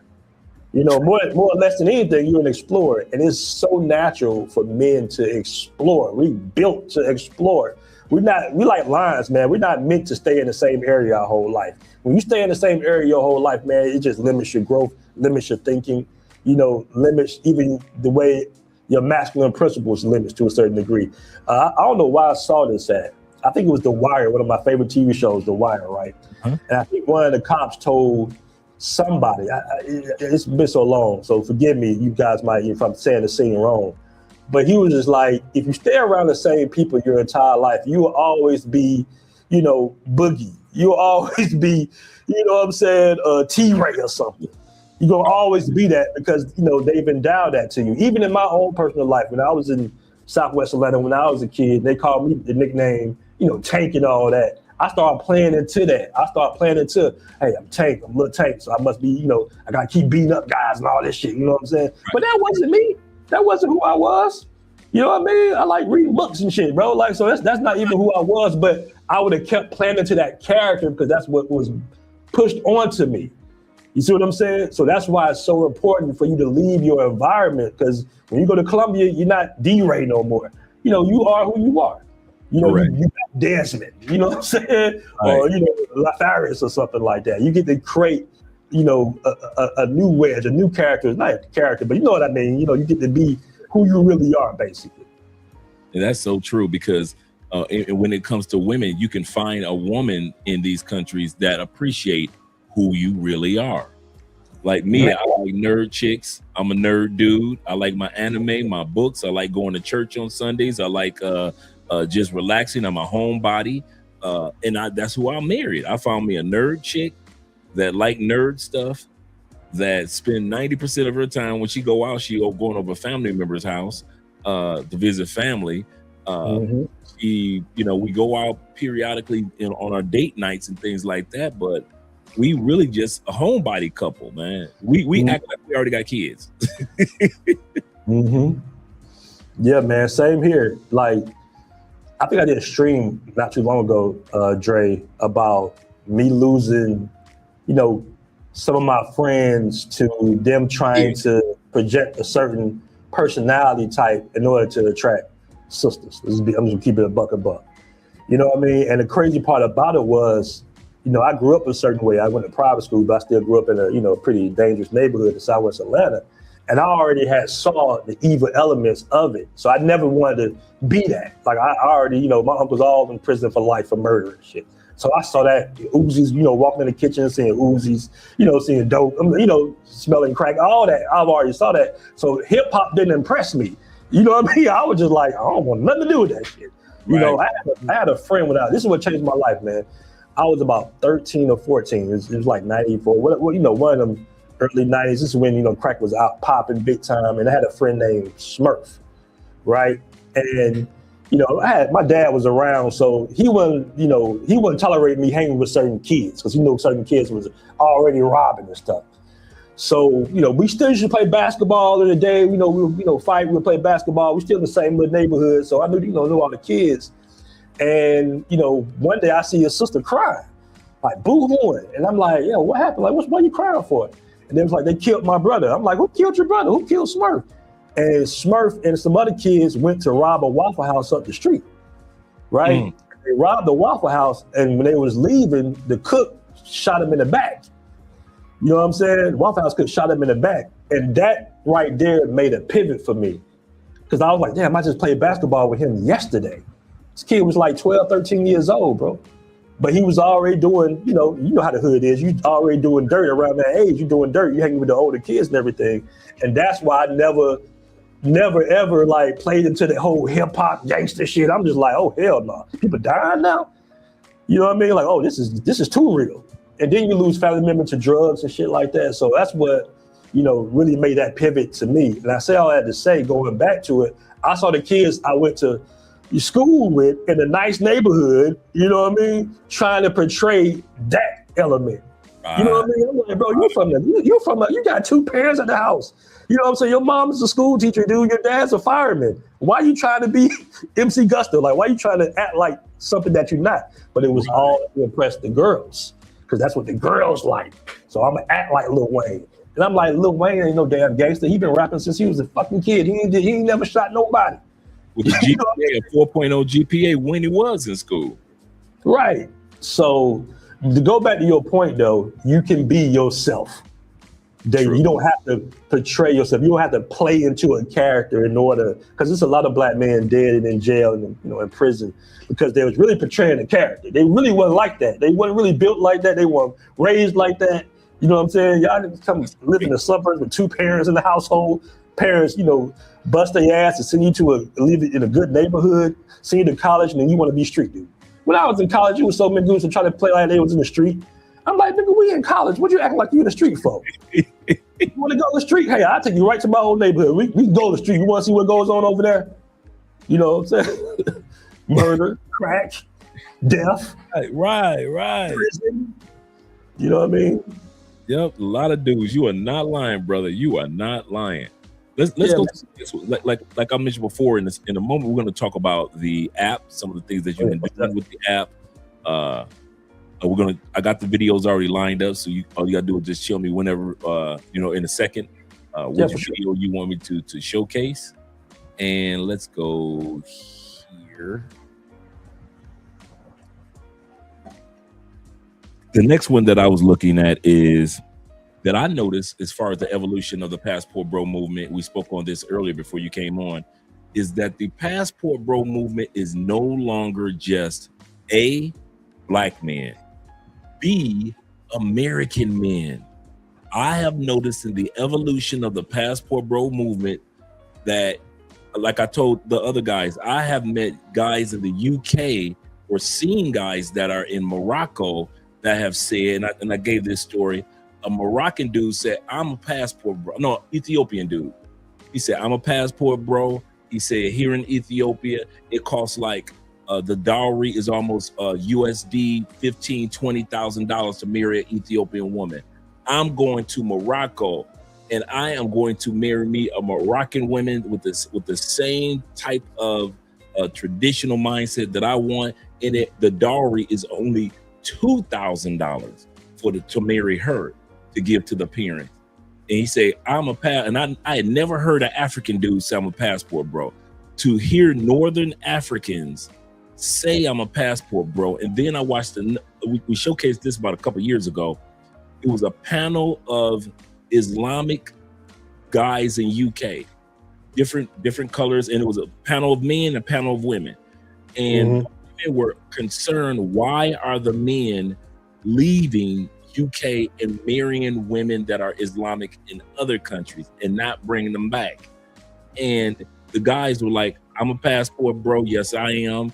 And I'm going to go to another country, get me a woman that believes in the traditions in which I believe, because you women here in UK, even though you are Islamic and you wear the proper garment and everybody think that you guys follow the Quran like it's supposed to be followed for the ladies, you don't. So I'm going to take my passport, and there's a whole panel of brothers, and it was the Middle Eastern Arabic brothers, and it was the chocolate brothers, and all these dudes are on the panel right across from the ladies, and they were telling the ladies, like, you ladies have changed from the original reason why we would marry you, and so we're going to take our passports and we're going down to Morocco, we're going to Egypt, we're going to Ethiopia, we're going to places where we can enjoy and live our religion, have our children, and not have westernized wives. So now you're seeing the passport bro movement is not just American.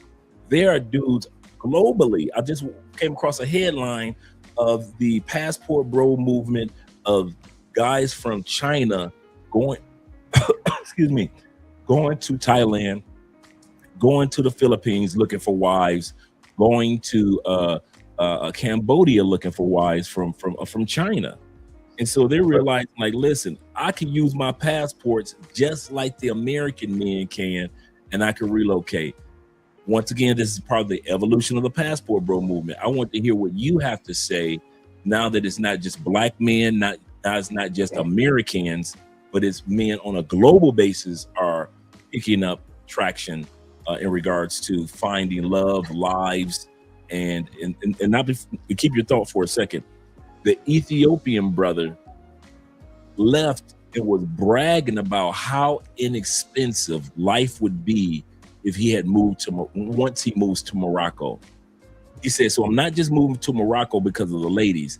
He just pulled up the apartments, how much an apartment rents for. He said, if I was an Ethiopian, it would cost me this amount. He said, if I just got to move a couple of countries over to Morocco and I could pay this or this and I get this. And so it wasn't just, so like I always say, men move because of lifestyle, because of the laws, meaning political landscapes, but men also move because of the love or ladies as well. I want to hear what you have to say about now that it's gone global. Man, it's so funny. And I seen that video, by the way, of the guy, the Ethiopian guy. But I've had several incidents, man. You know, people, you'd be surprised who watch you on YouTube. You'd be like, damn, you be watching my channel? So I had an incident here in Pattaya with a guy, and I don't remember if he was from Ethiopia or he was Eritrean. I'm not sure. But he was like, hey, I'm a passport too. Hey, ain't you BMT? And I was like, yeah. He's like, oh, man, I'm a passport bro too. And he was explaining to me what you exactly said. He was like, hey, man, they entitled, they want all your money and all this stuff. He was like, man, I come here and I do my thing. You know what I'm saying? You know, I'm about to be married to a Thai woman, all that. And another note, I'm in Vietnam. I'm in the club, right? Mm-hmm. And one of my guys, I don't know if he mentioned to the Asian guy that I was the passport bro guy. I don't know how it came up, but he was just like, yo, I'm Korean. I'm a passport bro too. You know, my wife's Vietnamese, stuff like that. So yes, you're absolutely right, man. You know, we are the most influential men on the planet. You know, Black American men. We the most influential, man. Whatever we do, it just seems like it takes off. You know, I saw a video way back in the day where they said, you know, what these fashion companies follow in order to keep up with the trend. They said the 17-year-old black male in America. Whatever the 17-year-old black male in America is wearing is the trend, and that's what we follow. These are billion-dollar companies now. You know what I'm saying? And if you look at some of the ads, you're going to always see what? Black man and some Tommy, black man and some, polo or something like that. You will always see that because we're that influential. Our music, most influential ever, man. I don't care where you are on this planet. You can be in an all-Thai neighborhood. You can be in Cambodia. You can be in Rio, in Duthdorf, anywhere, and you will hear our music. Not just the Drake. I'm talking about Biggie, Pac, the local, music and everything that's going on in Atlanta, some snap music, you hear D4L. So we're very influential. So, that being said, as far as passport bros, yeah, guys, it's like, listen to the ideology, and that's what it is. It's an ideology. It's not black, it's not white, it's not green and yellow. It's just a mindset, and it's just saying that, what? The most important, I say this all the time on my streams, the most important thing outside of what you're going to do for a living, what you decide to do for a living, whether you decide to go to the military, whether you decide to do IT, the next important thing, man, is who you decide to start your family with. True. And that's the most important decision a man will ever make in his life. And unfortunately, sometimes, it can be, difficult. It can be difficult, especially if you're outside that college age, if you don't have your pick of the litter like you was back in college. You start dating, and women start dating with more sort of financial incentive when they get older, not more so for the family. They're dating for a purse, or a bag or a Louis bag or some shit like that. You know what I mean? So it's just important, man, that you find the right woman. You know, another thing, and I go ahead and let my plane. I've noticed this years ago. I said, who's truly wealthy? The man with the wife that's helping him in his little shop. You know, she carrying the bags. You know, she's with him all day. She's helping him and everything. She got a little Muslim garb on and everything. She's like his assistant. She's with him every day. Or the man who has money back in America, he got a Porsche. He got a 5-bedroom house. He dating her. You know, who really is truly wealthy? You know, the man that has the wife that's going to be, you know, his helpmate throughout life, who's going to be there whether he's broke, whether he's rich, whether he's sick, whether he's healthy. You know, they're sacrificing it all so they can send their children to the best school, get the best education, because it's about the next generation for them to do well. So you're taking sacrifices. So that woman with that mindset, is he the one that's truly wealthy, or is it the guy that's dating a new female every 6 months and, you know what I'm saying, going back and forth? Who's the one that's really got it going on? And I think that the piggyback off of what you just said, which is absolutely correct, a lot of guys are discovering that. I'm going to go to the super chats. And we're going to go to the last thing that I want to talk to you about as far as the evolution, and then we're going to go into the app and talk about some of the changes that are taking place. So let me hit these super chats real quick with International Quiet Storm. Shout out to you being here. He say South Korea men looked at their women and said, "You want to practice that 4B movie, right? Bet I'll go get a wife in Vietnam." Absolutely correct. Absolutely correct. You can no longer threaten men into submission because men are realizing that I have global options. And I think women have yet to catch on that the competition for our attention is no longer local, it is global. Absolutely. And shout out to my brother Will with the 10,000 Colombian pesos. Glad to see you here, Will. He say, blessing Andrea, and BMT and chat family. Support BMC. Yes, sir. He said, I know I've missed a lot. He say, but always good to be here. Glad to see you here, Will. Mm-hmm. Glad to see you here. Appreciate all the support. I just want to piggyback off of what you were saying earlier. Make sure I didn't miss one.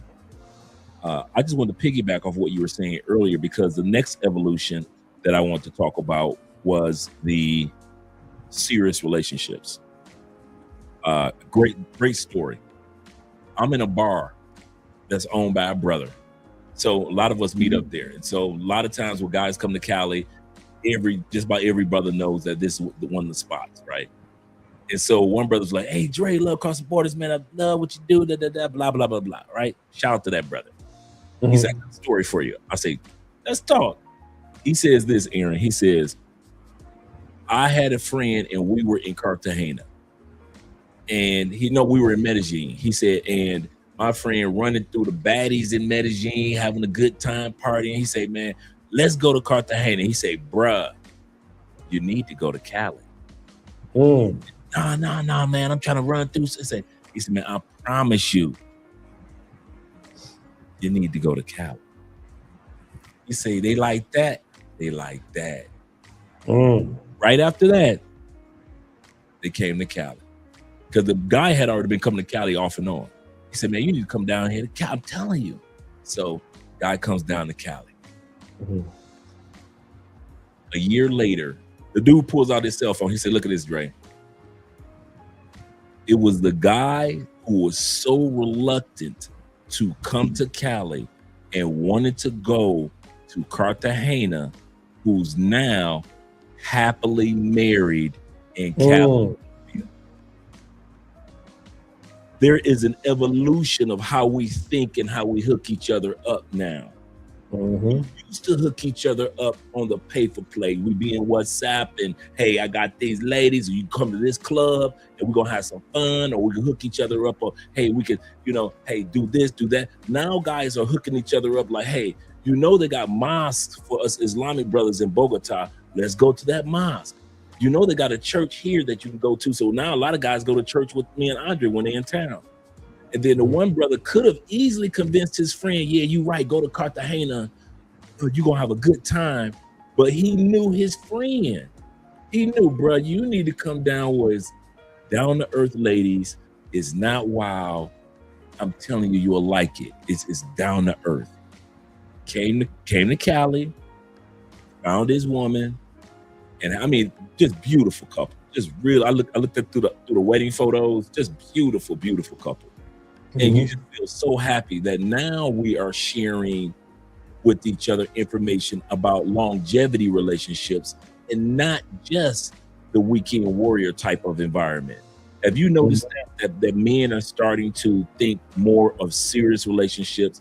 Maybe that some of us are getting older. You look at Austin Holloman now. He's not jumping from country to country. He's in a solidified relationship over the last few months. He showcases that side of evolving from the 23-year-old Austin to the man that he is today. And so we're starting to see this evolution of how we see each other and how we treat each other when it comes to how we even relate to the ladies. Now, when you speak, we still have a huge pool of guys that like to party, have fun, and just, spend the weekend and just have fun. And there's nothing wrong with that. You got all your ladies in DR you can have fun with, and all your ladies in Brazil and wherever you go. And we understand that. But I'm starting to see this evolution of men, serious men, helping out serious men or encouraging other serious men to be in solidified relationships or celebrating it with them. Like when you say, Dre, I got something I need to tell you. I got my daughter coming. I'm about to jump the broom. I'm about to get married. I could celebrate that moment with you because I did it 8 years ago. And so to sit back and see the evolution of you, the evolution of Austin, the evolution of a bunch of other brothers, I don't think it's coincidental. I think it's this season where Passport Bros, Blue Book Gentlemen, Passport Cartel, and all the Facebook groups are starting to realize that we can find fun women over these other countries, but we can find some faithful and good women in these other countries too. Absolutely, man. I think Iman Perry said it best in the chat. He said the space is maturing. After a while, you've been overseas for a while. You start being because I've been in a couple of relationships, overseas. I don't really document it like on a vlog. That's not my type of content. But yeah, relationships are relationships. You know what I'm saying? Like some work out, some don't. But then eventually you find, who you want to decide to be with the rest of your life. So it's good. And the cool thing about being a little older is the fact that you know how to pick them now. You know what I mean? Like you know what the elements to look for in a wife. As a lot of young black males don't really know, but now when they travel, they will know. They're like, damn, I'm getting treated like this. Oh, this is how this is supposed to go. Like, oh, okay, yeah, this is cool. I can dig this, because they probably didn't know early on, because where were they gonna see it? You know what I mean? Most of them don't see it like that. So the space is maturing, man. Guys getting in relationships, it's a beautiful thing, man. And it's so funny because the attractors have always, they have always kind of criticized us, or where y'all wives then? Where y'all, y'all say, what, where y'all wives at? Right here in the next room. Next question. So yeah, man. And there's another thing that you notice, I bet you guys notice out there, that the guys that you see that are in the most relationships and the most happy relationships aren't on camera. They don't TikTok announce it. You might see them once every other year. They've been married for 6, 7, 10, 12 years. Like my man Gary, shout out to my brother Gary that's always on the channel. And Gary came to Cali, Colombia in 1981 with the Peace Corps and found his wife. So, you got guys that aren't on camera. And I've interviewed him, and me and his wife and Andrea, they own land in Indiana. And so they, corn, in other words. And so, so to sit back and see the evolution of so many men, I've done consultations with guys 1 year, and the next thing I know, the next year, these guys are not only in solidified relationships, they are married, and they have their first child. And then, one of the brothers, his family came down from California, his mom and dad, his daughter here in Cali, Colombia, was the first granddaughter of the family. So family flew from California to Cali, Colombia to experience this moment with him. So they were here for a month or two. One of my closest dudes down here in Cali, his dad, he kept trying to get his dad to come down, Aaron, and his dad just wouldn't come. He wouldn't come. He said, Dad, but they got golf courses. And his dad's been a professional golfer since 1960, like 62, 63. He was an older dude. And so he said, do they? Now, he didn't know. But he said, Dre, I need you to do me a favor. Look up some golf courses in Cali. I said, I got you. Medellin has 3 beautiful golf courses. So does Cali. So he told his dad they got golf courses. Now, his dad was at that time period like 75, between 75 and 78 years old. Dad flew down, had a wonderful time golfing all weekend. They went to casinos. He had one of his lady friends that he had in Cali spoil his dad rotten. And the cool part about it, Aaron, was 2 months later, his dad passed on. Oh, man. But he told me, he said, Dre, I just want to say thank you for giving me the time that I always wanted with my dad. I could not get him out of the country for nothing. He said, but that golf was the tool that I was able to use to get my dad to see that there's a world outside the United States. And to see him be able to experience that before he passed on, he said, it was well worth it, brother. It was well worth it. And so this is the type of evolution that's taking place. Serious type of relationships. It's a beautiful thing. They can hate on it all they want. Yeah. They can, but they can't stop it. And I really believe, and I want to hear what you have to say before we go talk about the app. I don't think it's coincidental that the Passport Bro movement with all these men around the world is taking place, and Americans are leaving America in the record numbers since World War II. I do not think it's a coincidence. I want to hear what you have to say about that. Oh, definitely not. It's definitely not. A lot of people are subbing to the ideology. A lot of people looking at it. I mean, it's just not, men, women, of course, are leaving the country as well. But it's an actionable thing, man, getting your passport, traveling overseas. I always say that Passport Bros, even though it's a noun, it's a verb at the same time. You know what I mean? Because it's something that you do. You get your passport, you start traveling the world, and your options start, getting longer, where it's economic options, where it's dating options, and more people are subscribing to that, despite what the detractors have said. And if you notice, man, and none of this really worked. We still here. It's still a term. It's something people are still making content about it. They've tried so hard to demonize the term, but it just keeps getting bigger and bigger, man. It just keeps being bigger and bigger. Because one individual was not one individual. It's massive, man. It's a term. That is so true. That is so true. T-Mac says this. Shout out to T-Mac with the $5 love. He says, salute Dre and BMT. He said, I think the best thing that the Black travel community has done for me is establish a global community. I never feel isolated. That's another thing that I've noticed that's taken place because of you and others that have these Facebook groups, as well as, and that kind of allows us to piggyback into the app. I want to hear what you have to say, and then we're going to go into the videos that you sent me.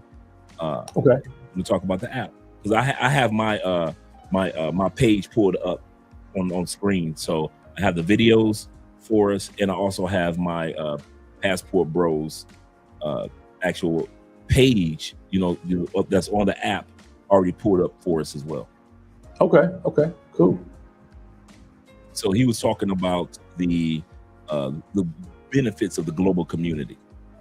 Oh yeah, that's big, man. Listen, I don't even talk to none of my friends I went to school with, college with. It's all about, we talk, here and there, Dre. Yeah. I talk to Richie Mack almost daily. We joke around and everything like that. So you just have a new subset of friends and associates, man. And, you know, like I say, guys with more of a progressive mindset.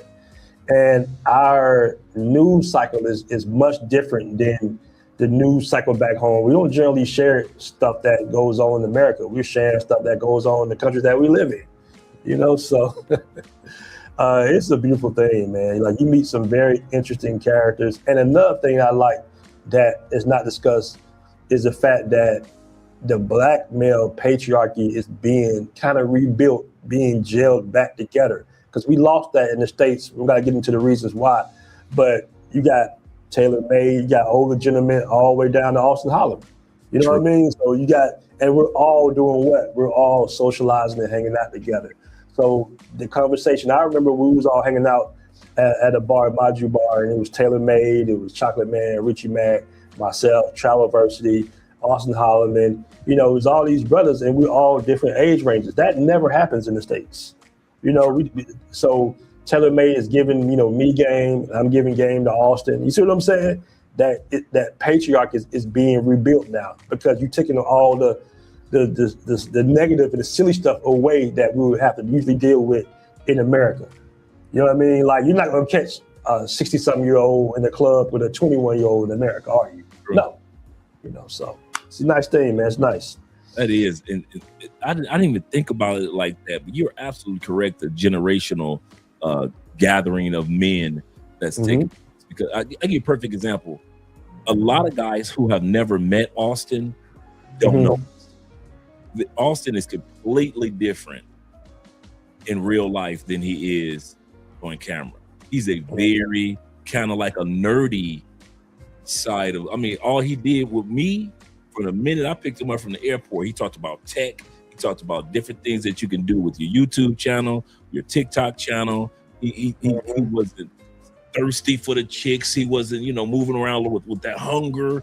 You know, he's a very kind of like quiet type of personality compared to, you know, how he has to present himself on YouTube. But he's very, very good dude, man. Really good dude. You know, me and Austin, we having our little beefs, but it's all good at the end of the day. Nah, he gonna keep a beef going. He gonna keep a beef going like he'll be barbecuing. Yeah, man. That is so true. Okay, let's get ready to enjoy, since we're talking about fellowship among manhood, men supporting men, in the words of AMSM. Let's talk about the app. Do you want me to play any of the videos first, or do you want me to pull up the app on screen first? Which one you want? You can play the video. You can play the long video first, and we can talk about it after that. Yeah. Okay, cool. Overseas, I've learned something. The difference between an average trip and an unforgettable one usually comes down to one thing: information. Not money, not luck, but information. You see, I've landed in cities around the world where Google sent me to straight dead spots. Say what? Travel blogs and YouTube videos were out of date, and every AI bot kept giving me the same generic internet answers. But then I run into a local or another passport bro, and suddenly the entire trip changed. I'm talking about the hidden rooftop bar packed with locals, the beach tourists haven't discovered yet, the restaurant with no marketing but a line out the door, the neighborhood everybody told you to avoid until someone who actually lives there showed you otherwise.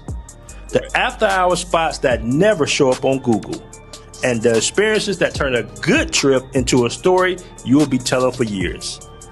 This kind of information you usually only get from being connected. That's when it hit me. The best travel information isn't on the internet. It's inside the heads of people actually out there living it every day. That's what Passport Bros AI is built on. Knowledge contributed by over 30,000 travelers around the world. From Brazil to Thailand, from Colombia to Kazakhstan. Places where our community is actively traveling right now. Even I've uploaded my own experiences into his AI brain. Because when you land in a foreign country, you don't need another AI searching old web pages. You need information from people who were there just last week, last night, maybe even right now. Passport Bros AI, powered by 30,000 real travelers. Don't land There we go. There we go.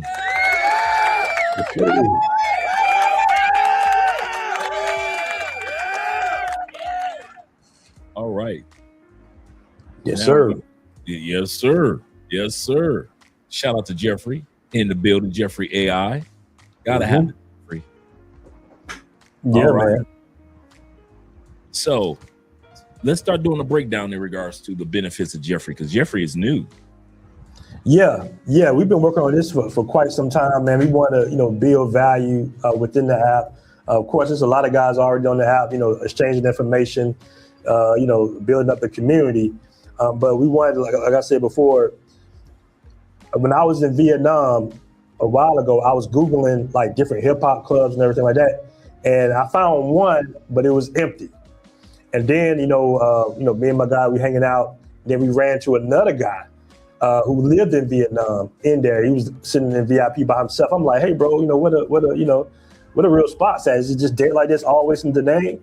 He was like, hell no, I'm about to go to another spot. Let's go to the other spot. Went to the other spot, had a legendary night. And I'm like, okay, so the real stuff not really on Google and Chat GPT. It's pretty much outdated.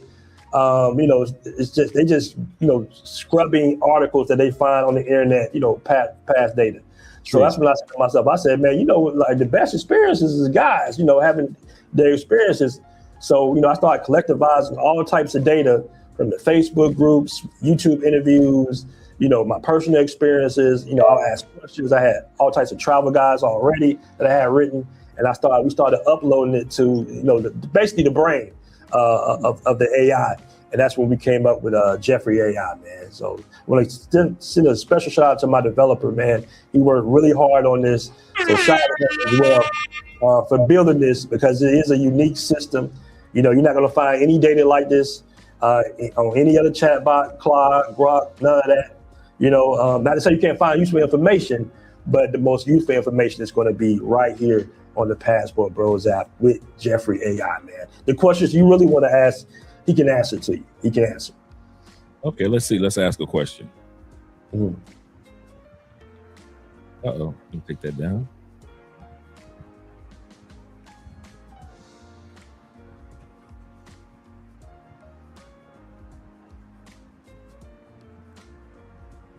Let's put Medellin.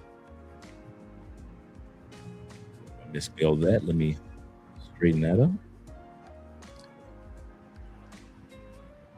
I should have put what are.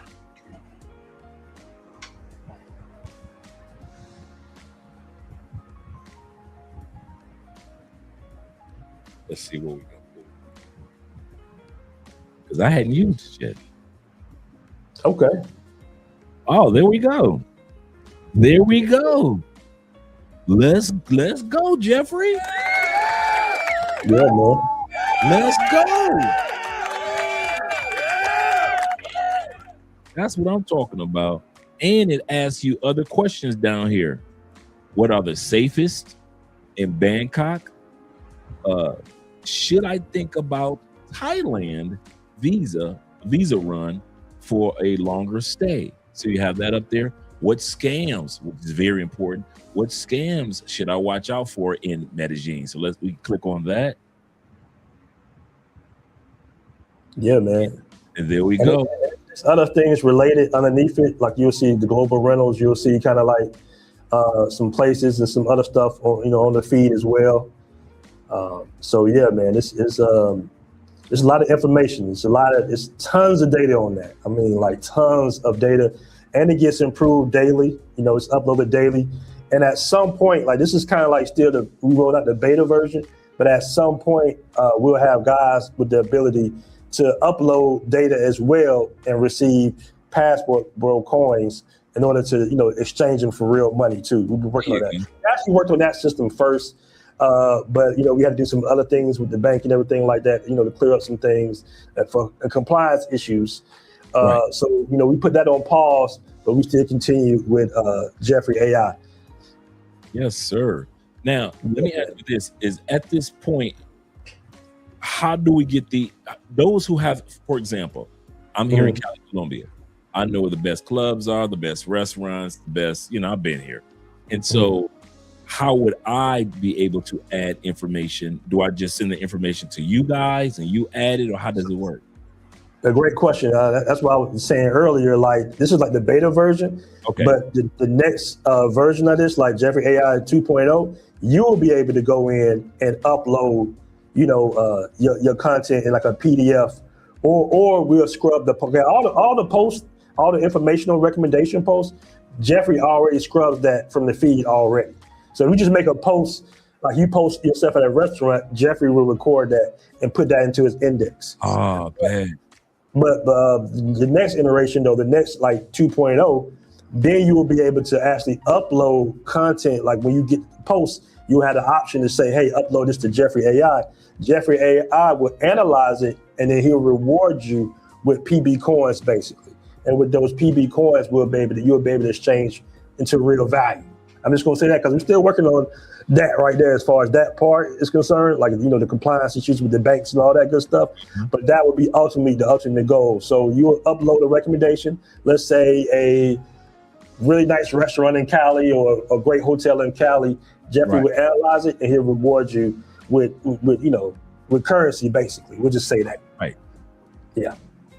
So yeah. We're living in Pattaya. Mm-hmm. You can hit that real quick. And there we go. There we go. We got videos and information that's up there and photos as well. That's what's up. Yeah, there you go. You scroll up a little bit. Yeah, there you go.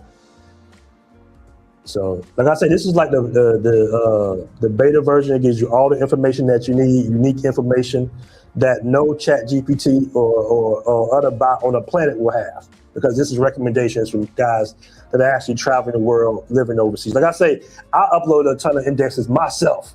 Like I put about 200 indexes up myself from my personal experiences on the Jeffrey AI. So I lived in Brazil for a year. I lived in Colombia for 2 years. I lived in San Domingo for a year. I lived in Pattaya for 2 years. I've been all over Thailand. And then I ask questions like guys like Travelversity, guys like my guy Sheen. You mentioned Sheen earlier with the burger stand. He told me about this hidden beach in Rio. I lived in Rio for a whole year. I never even heard of this beach, right? And he was telling me about a little beach with a little something on it. You know what I mean? So right. I put that in the index as well. So if you're looking for like beaches off the hidden path, because Rio has a ton of beaches. And you got certain beaches that every neighborhood goes to, like you got a favela beach and everything like that. So, we put that information. Now you can ask ChatGPT, I'm not going to tell you. You can Google it, I'm not going to find it, or you're not going to know which one to go to. So this information is tailored and unique to the actual users of the app. If I didn't live in a city that was like that, I probably wouldn't appreciate it as much. But that's how Cali is.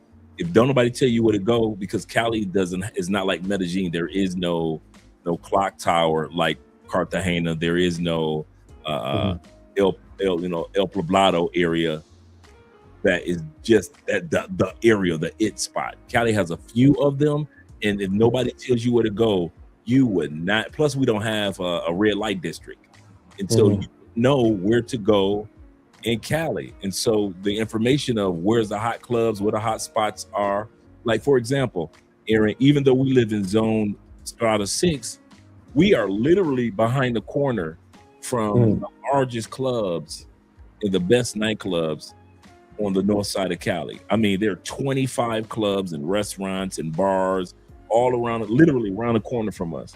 But if we don't tell you, you ain't gonna know. Exactly. You ain't gonna know. I kid you not. You got the strip clubs over here. You got the pay-for-play strip clubs over here. The brothels over here.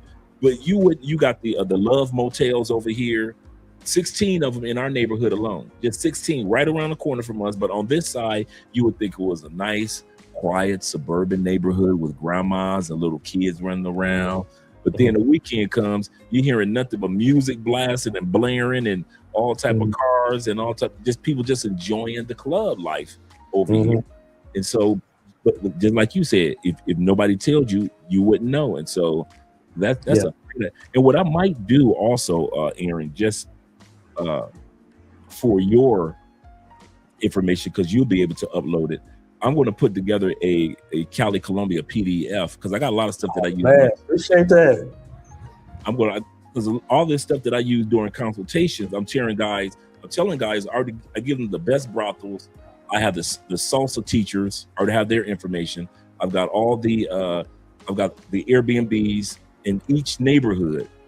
So out north we're only 20 minutes from the airport.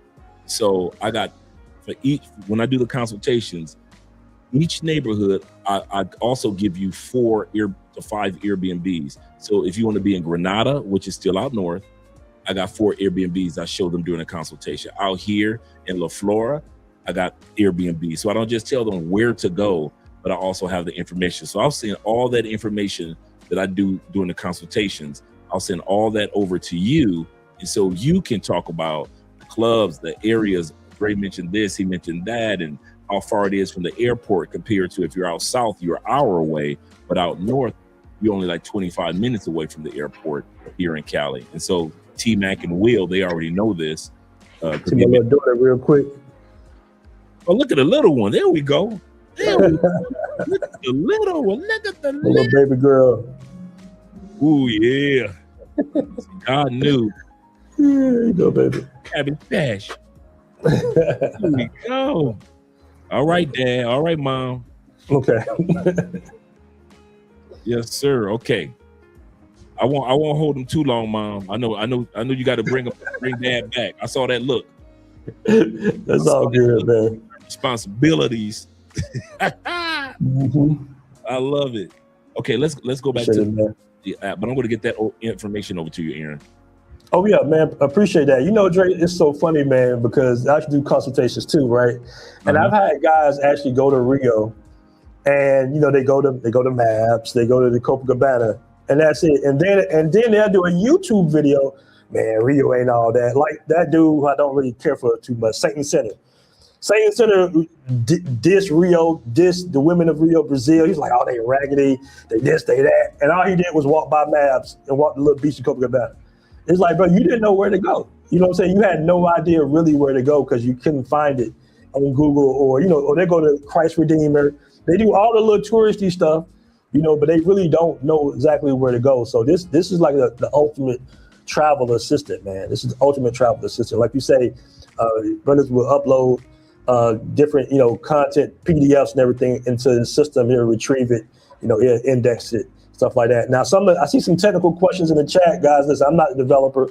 I can answer you. I can answer some of these. I'm not a coder or nothing like that, so I don't know. You know what I'm saying? But shout out to my developer. He probably can answer those questions way more than I can. Both my developers, I got one Nigerian, one Russian, so and one Indian. Sorry about that, and one Indian. I don't want to leave nobody out.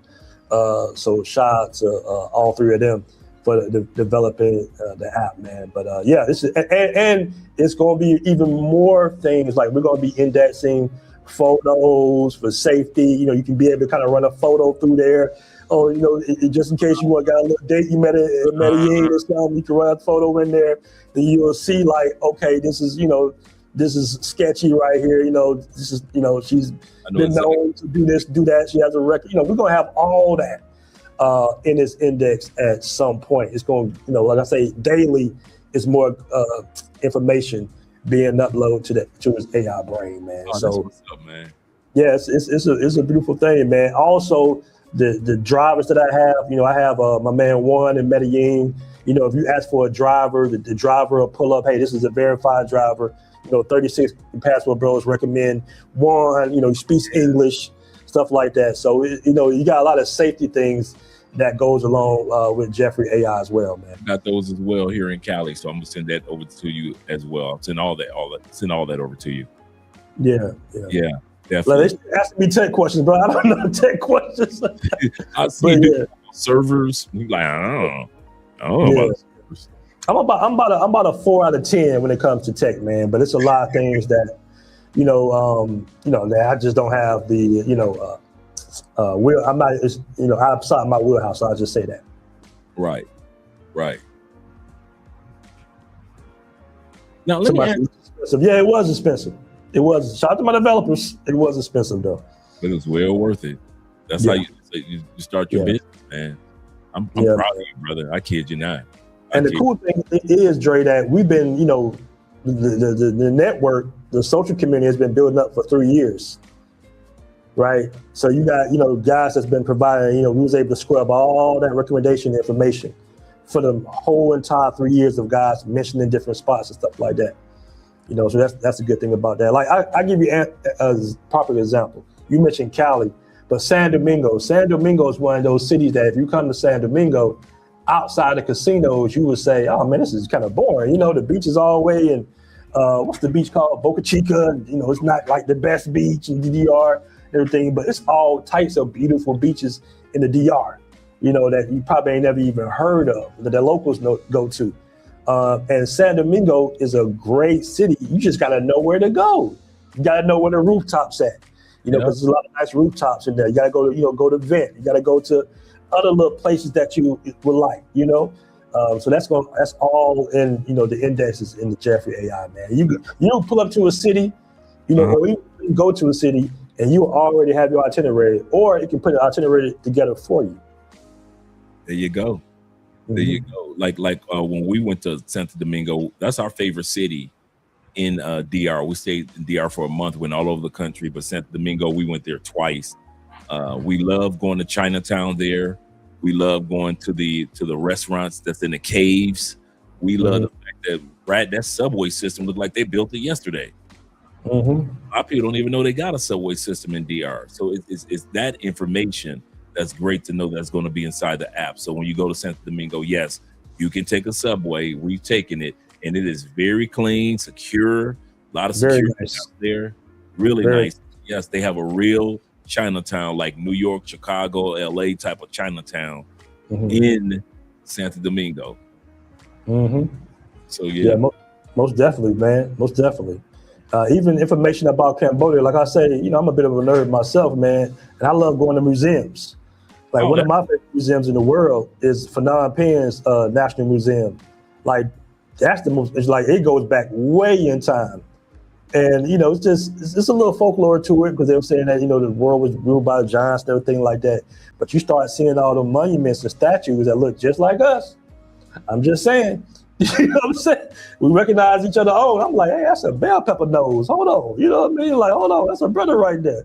Yes, so, like information like that, most people wouldn't know to go to the museum in Phnom Penh and hang out.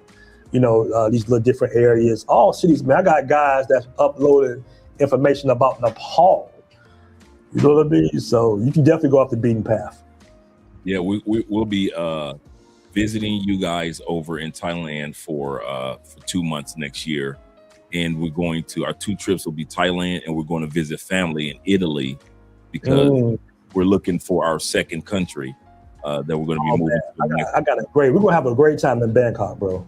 But y'all let us know because I got a really nice spot in Bangkok. We can take the riverboat. We're gonna have a great evening. Trust me. We have a magical evening. Bangkok is like. It's never untapped because there's so many things to do. But my wife be showing me stuff, and I just be like, "Damn, I didn't even know this was out here."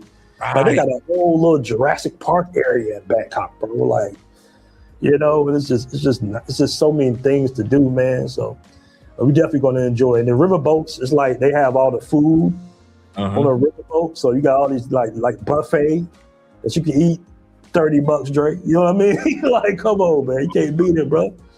Nice, nice spread. You're gonna enjoy it, man. You're gonna live good. All right. Let me bring us back down so we can check out anything else in the app that you want to share with us. Anything else you want to look at? That's pretty much the gist of it, man. The rest is the social feed. Guys want to join it, they're welcome to join and check out the community feed as well. Like I said, we're constantly kind of like improving everything on the app. So. Yeah, you're gonna enjoy it, man. Right here, you just click home. It takes you back to your own personal homepage. So what you're seeing right now is my personal homepage where I can drop all type of things, all type of videos. Like right here, I dropped this one for BMT and I. Right here, that is where I can drop all type of things, all type of videos. Like right here, I dropped this one for BMT and I. Right here. So there we go. You guys can actually watch it live from the channel as well, because BMT is always going live. You can see other guys dropping their videos and their photos in different parts that they're in.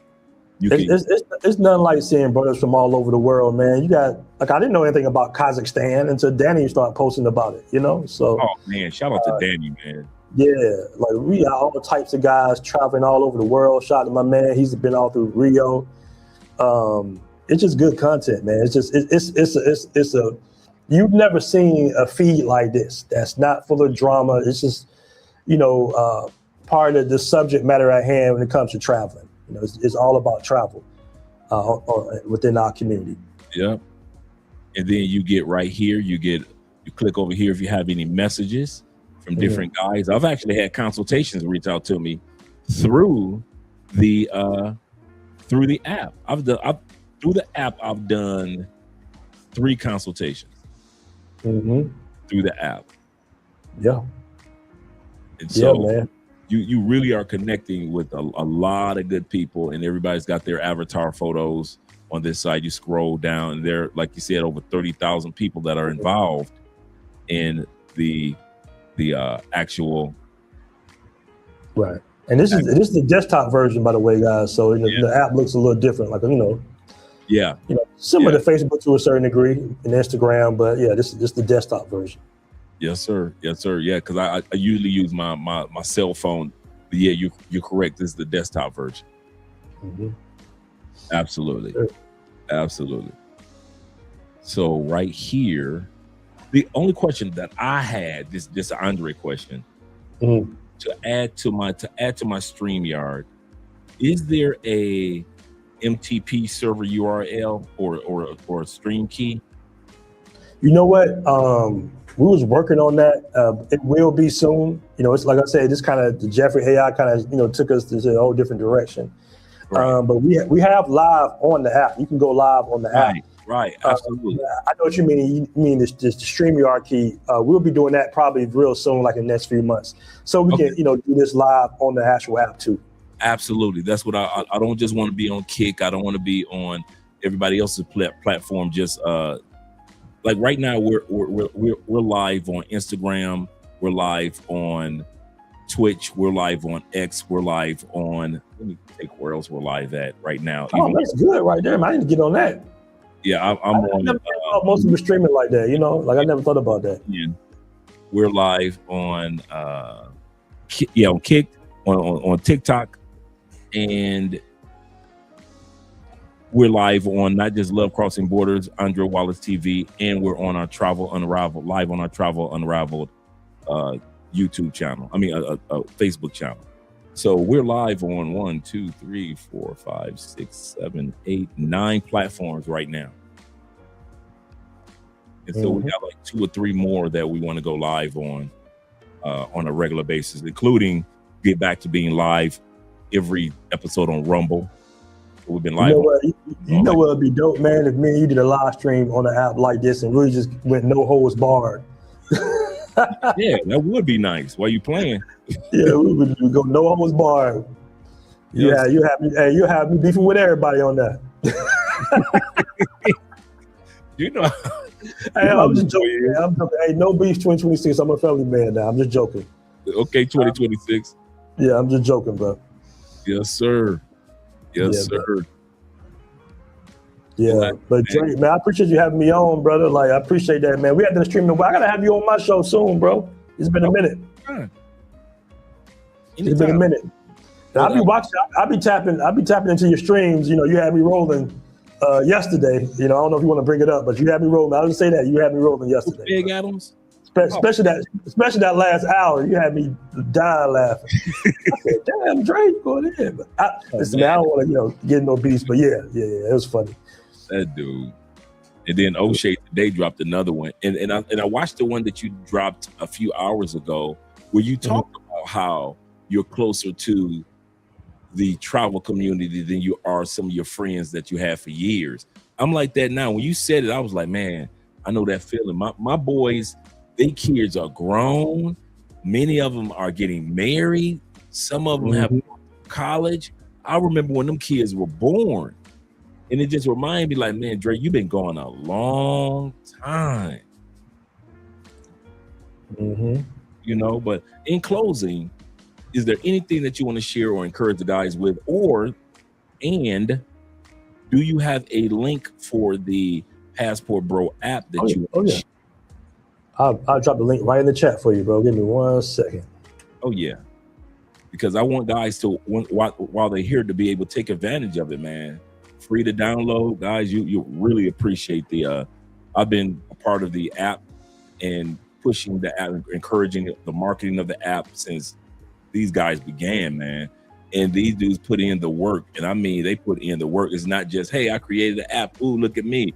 These guys behind the scenes have been working diligently for years before the app even got launched. Mm-hmm. You was talking about it in the Facebook page, like years before the app got launched. Oh yeah. We've been on it, man. You know, it was funny, man, because people, you know, we had raised, you know, some money for it. It wasn't enough, so I had to put my own, you know, back it financially myself, as well as I had a few guys come in and invest as well. But it was funny because guys was running up on me like, "Hey man, I put money on the app, man. Where the app at?" I'm like, "Man, they run up on me and 808 and shit." I'm like, "Hey man, it's coming. Trust me, it's coming." Right. But you know, Dre, I went through a lot in the development. I got burnt by, I think, 3 developers. You know, I had spent like a year or 2 building the app, and then when it was finally time to come and test it, it didn't work at all. And he was just like, "Oh, you just paid for the UI. You didn't pay for it to work." I'm like, "What?" You know, so we went back and forth, and you know, I got like half the money back. I was kind of real frustrated, man. But I just kept pushing. I kept pushing, and I met a developer, and he was, you know, he was all right for me with everything, and he helped out tremendously in building the first beta version of the app, man. So. It's all about relationships, all about networking, fellas. Just keep that in mind. Just keep that in mind. And don't give up. Don't give up on your goals and aspirations. I know we all got different goals and aspirations. You know, don't give up on it, because when you get into a new space, there is a little bit of a learning curve, and people will take advantage of, you know, you being naive. So, yeah, as well. But other than that, man, guys, keep traveling. You know, keep traveling the world, man. Don't worry about the haters. You know, if they're hating, that means, you know, you're doing something right, bro. Yes, sir. Yes, sir. They will show up every time, guaranteed. I was talking about that the other day when it came to when you first started doing your content. When Taylor Made Dreams first started, he had haters. Richie Mack had haters. Ace Live, we have haters. It's just a part of doing content. So. Yeah, it's part of the game. Dre, by the way, I posted it for some reason it wouldn't let me post in your chat, so I posted it in the back chat. I got you. I was about to ask you that as well. So I'm about to drop it right now into the chat. Yes, sir. So you know, it's funny, man, because you know, when you first get on YouTube and content, and then you realize people are going to talk about you and lie on you and everything. It's like you take it a little fish, take it personally, which most people will.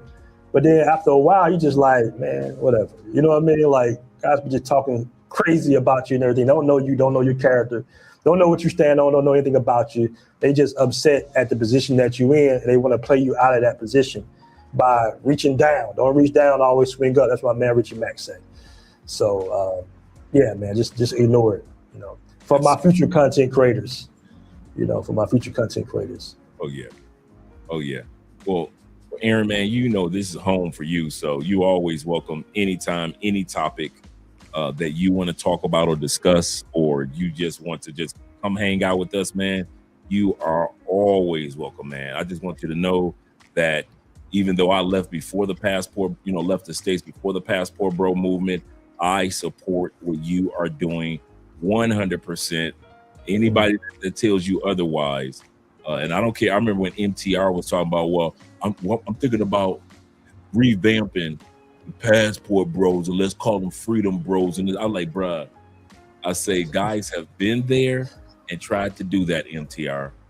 Passport Bro movement is here to stay. It's not going anywhere. You can come out with your own group, MTR, which is cool. You can have the Freedom Bros, but it is not going to eclipse or replace the movement. The Passport Bro movement has so many, and I know you need to go, but I've noticed that there is so many things that's connected to the Passport Bro movement. Hip hop has accepted the Passport Bro movement. Shout out to J. Cole. Out with Passport Bro books and documentaries now. Guys are coming out with you got your t-shirt brand with Passport Bro. I'm wearing Richie Mac Zoom the Thailand shirt.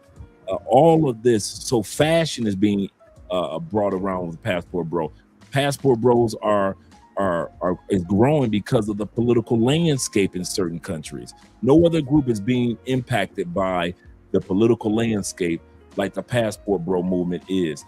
Geo arbitrage, meaning people can get a bang for their buck. The Passport Bro movement is showing guys that in ladies, now families have been watching the Passport Bro movement, and now they are interested in relocating to other countries. So it's not just a bunch of guys got together and we act like frat boys. It is really being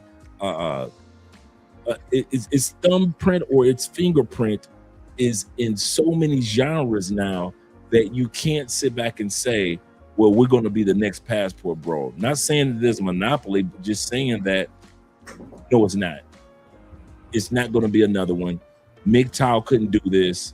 SYSBM couldn't do this. The Manosphere and even the Black Manosphere is even supporting the Passport Bro movement. It's just too much that the Passport Bro movement has done to where you don't even have to describe it anymore when people are talking about it. And that's how you know when something is big, that you don't have to give a description. You just use it in a regular everyday conversation.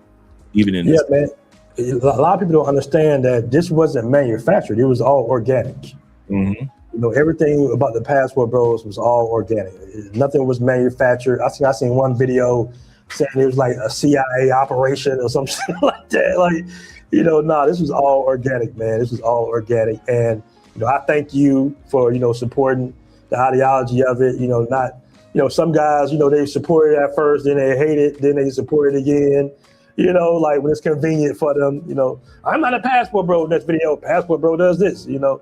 So we all been somewhat, it used to be, I used to say, a victim of the term, the popularity of the term, but we're not victims no more. You know, everything, all the dust they try to throw in that term, it's just like Teflon. It just rolls away because it's a logical thing, man. It's a logical thing, bro. Yes, sir. Well, let me let you enjoy the rest of your morning with the family. All right, bro. Appreciate you. Yes, sir, man. Talk to you later. You have a good one. Peace.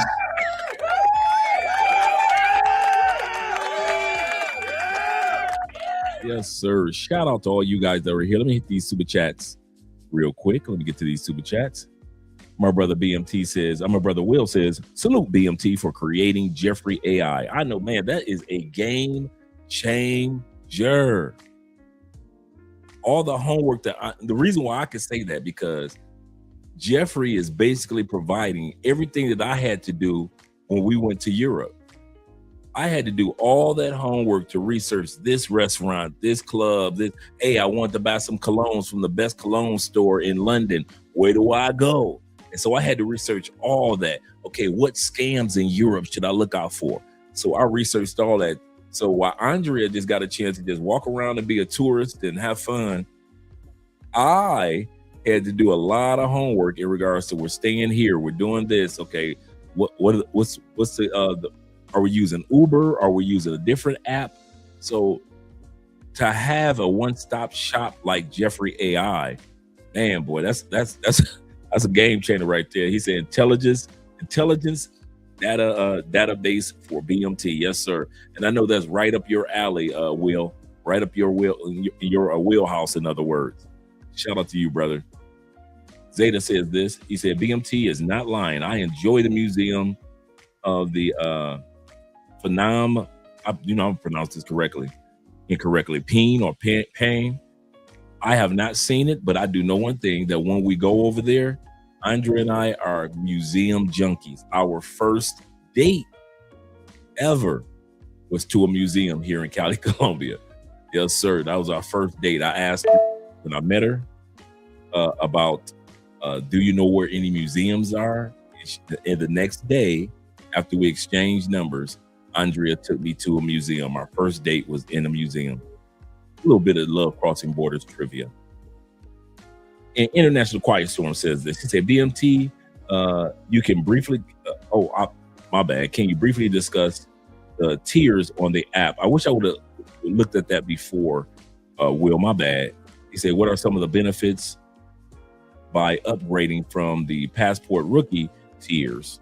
I wish I'd have asked him that. I wish I'd have hit your comment. I'm going to make sure I do that next time.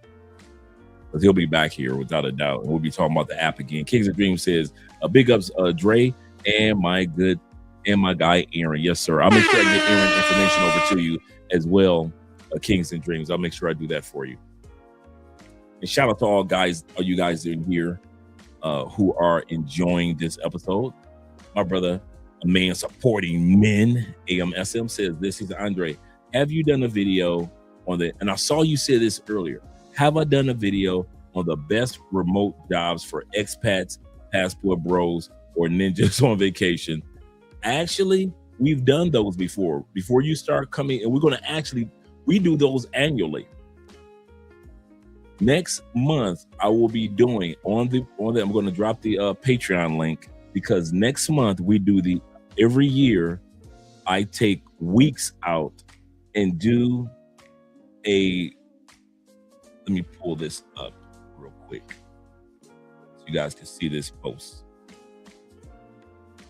Okay, the last post, let me screen share. Actually, let me screen share.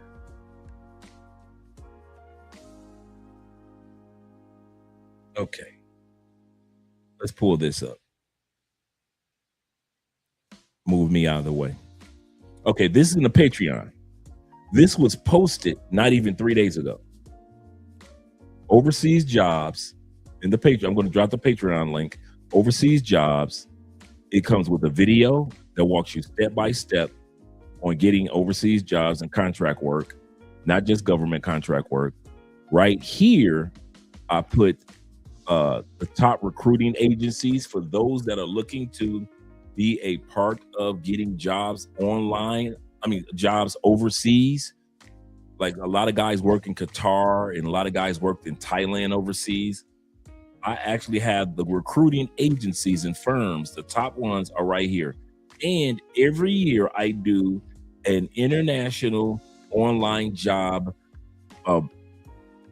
link where all you got to do is push the hyperlink. So you click on here, this downloads, and all of these job opportunities, 300 job companies that allow you to work from anywhere in the world. This is 2025. These are some of the most hired jobs for people that want to work online from around the world.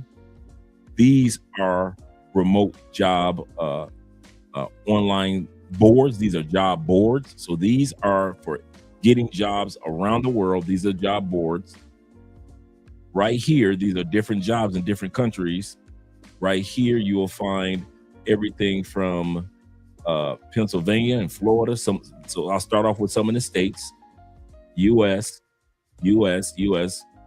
Michigan, so forth and so forth. So online jobs that are in the states. But as you scroll down a little further, and notice I have the hyperlinks to each one. So you'll scroll down past all the stateside ones. Let me get past that. And now you are looking at those that are other online flex jobs that you can do online. And now you have those that are from around the world in different parts of the United States. So you have worldwide, US, worldwide. So many of these countries hire from you in the US that allow you to work online from a US job, and many of these allow you to work from online jobs. And there are over as you can tell, going all the way down, over 300 that anyone that's in part of the Patreon, this one is right here, 11 international companies for remote jobs. Anywhere works. They're hiring for opportunities in Scotland, London, Netherlands, France. So you can actually be able to do these particular jobs anywhere. And like I say, right here, you click this hyperlink and it takes you to all the recruiters. If you want to do an actual job where you live in that country, you make good money, and these are the recruiting agencies. We actually did a video, a live stream with all these a couple years ago. So when you join the Patreon, you not only get the video that comes along with it. So you click here for the video. You not only get the article that I wrote in regards to overseas jobs and how to get hired and things like that. I give you step-by-step in regards to what you need as far as your resume, any type of certifications you got. If you need clearances, a lot of them do, a lot of them don't. Clearances when you're going to work for the government, but you may just work for a company in that other country. You don't need a government clearance. And then you have the recruiters. Right here we have step-by-step with our brother Ronan. So we have that. I have several videos in regards with Ronan. So these are not just the same ones. You can tell the title. This was Living Abroad, Budget, Culture, and Relationships. I have an article right here and step-by-step breakdown of what Ronan was talking about in the video right here. Live better, spend less, love more overseas. Once again, Ronan's video and a breakdown of what he talked about. And then another Ronan video. So I've got a couple more with Ronan I'm going to drop. I've got the ones that we did with the real estate in Colombia by way of Medellin with Paola. That's going to get dropped in here. So there's a lot of information right here. How can I find remote work and contract jobs that support my lifestyle overseas? Some of you guys are wondering, how do I do it? Right here. So I have all this information, and I have, once again, top platforms for remote work and relocation contract jobs overseas. So all you do is hit the hyperlinks and you go directly in there and they show you exactly what jobs. Go abroad is one of them. Go overseas is another one. Overseas jobs is another one. Transition abroad is another website. So I have look all these websites I have for you guys. All this information that we have for you guys that are waiting in the Patreon. And with every one of them, they come with a video. So all you do is click here and the video starts playing that guides you step by step. And this is a 15-minute, 16-minute video. This is only a 12-minute video. This right here is only I think this was only 22 seconds, but I think it's longer than 22 seconds. This one right here is an 11-minute video. This one right here is that just dropped a couple days ago, is a 16-minute, 17-minute video. So I try not to have the videos super long. I take the live streams and break them down. And I'll also take videos that are on YouTube of professionals, and I'll add that to our Patreon as well. So definitely you want to take advantage of being a part of the Patreon. I kid you not. So I'm going to drop that link information for you guys. But I will be doing an updated version on the, let me move this out of the way for a second. I will be doing an updated version because I do it every year of the 300 jobs. That list of 300 jobs that you can do from online anywhere in the world. For the last 3 years, I've been doing that. So next month, the new 2026 will be launching on that, even though you'll still have the 2025 and a lot of those job bank sites will still be the same, but a lot of the job opportunities will be different. So make sure that you guys are a part of the Patreon. Like I said, I'll drop the link for that. You guys that want to be a part of Love Crossing Borders Patreon, I'll make sure I have that, guys. And it helps out the channel. I kid you not. Supporting by way of Patreon really does help Love Crossing Borders channel. And so go right here. And let me go here. Let me make sure I'm just giving you guys the right link, the right hyperlink. Okay. So we go here. Yeah, I got you guys back, man. Like I said, this is going to be a one-stop shop, man. We've got everything from insurance information for your medical insurance, international health insurance, got that information on there. You got Ronan Travelers. He talks about in depth about getting life insurance in the States as well as in other countries. So those videos are going to be up. So, and I'll be doing live streams. So every Monday night, just for a short time period, because a lot of you guys are going to be watching Kings and Dreams on Monday nights, but on every Monday night for about an hour, we're going to have a private live stream over on Patreon. So all the paid Patreon members will be able to enjoy that. And I'm going to do some outro videos giving you guys a shout out. All you Patreon members are going to be getting a shout out for supporting the channel. So I appreciate you guys. Let me go hit these super chats real quick. Shout out to Zeta. Zeta says, they say, Jay, you and Andrea will enjoy Cambodia. I know it, bruh. I am looking forward to it. We are such an adventurous. We are built for not just the nighttime. We are a daytime couple.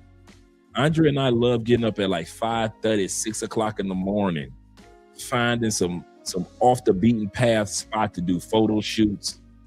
We love getting up before the crowds, going to have breakfast where it's still quiet. Then we hit the museum before everybody gets there. And then if we want to do, we take a nap during the afternoon and get ready for evening nightlife and stuff like that. So that's how we are. We love being outside. And so just to be out in the country at night, just doing clubs only, that's not how we are. So we love museums. We love forestries, like, you know, going to the zoo or seeing the indigenous animals of that particular country. We love going to art museums. We love going to, like, we're going to look forward to just going to so many different spots, man. The statues, giant statues of this or giant statues of that. We love doing the, you know, like the canoeing or anything that has to do with enjoying riding through the water. We love that. So we're really looking forward to it, man. Really looking forward to it. And I am looking forward to you guys being able to glean off the information that we have on the Patreon, because we're putting together as a, like Aaron is doing with the,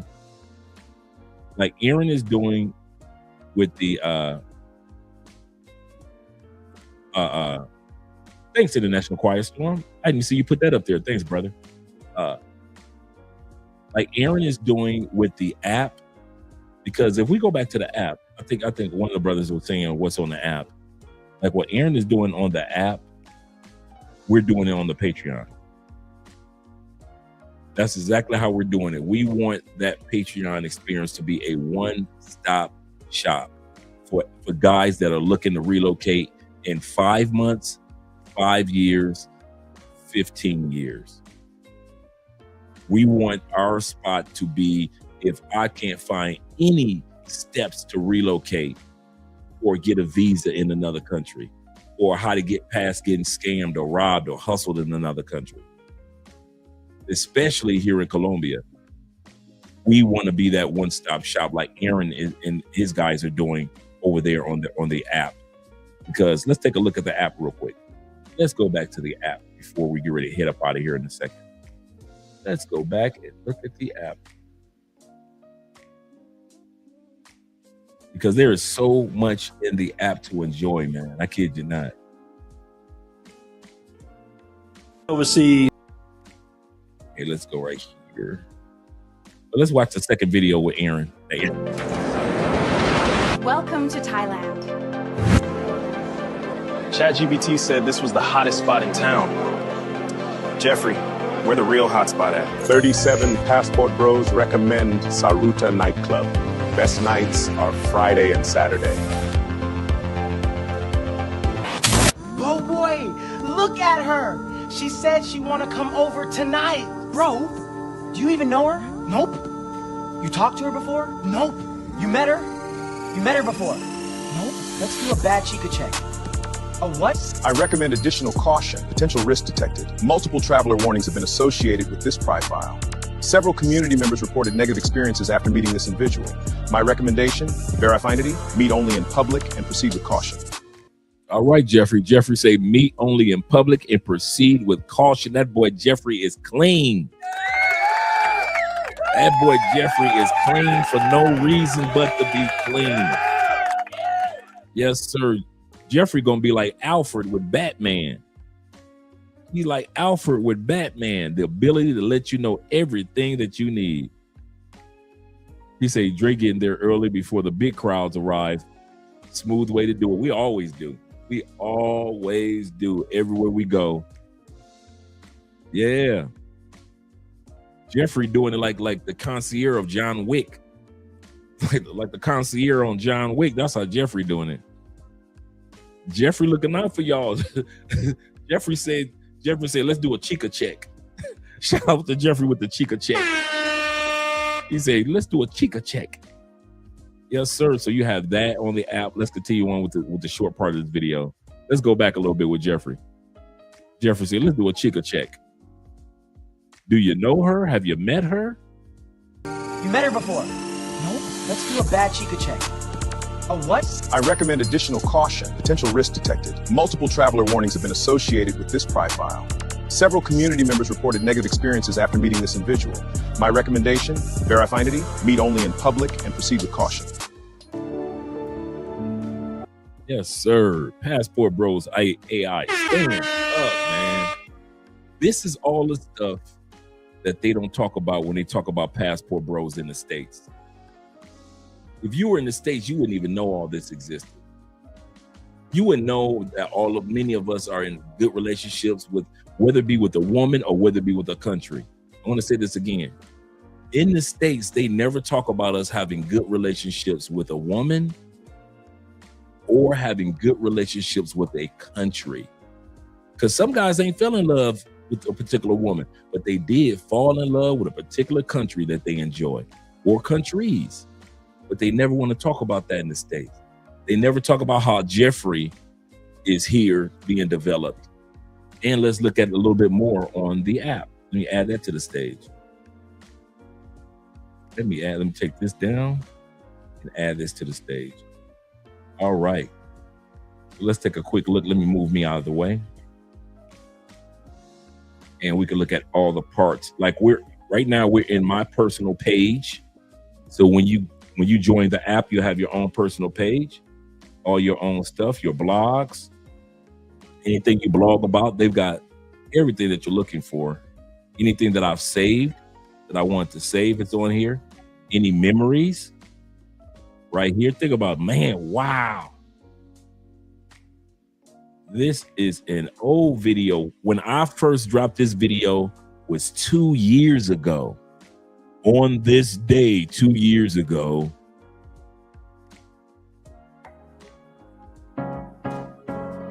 Two-hour video. Now, why is that so high in Colombia? Goodness, there's a reason behind that. Because Colombia is a common law country. Colombia is a common law country. So videos that I've posted 2 years, goodness gracious, are still here. So I could put them in the save. I could put them in share. So I could share these videos. These are suggested friends. This is a pro that let's look at the different tiers. All right.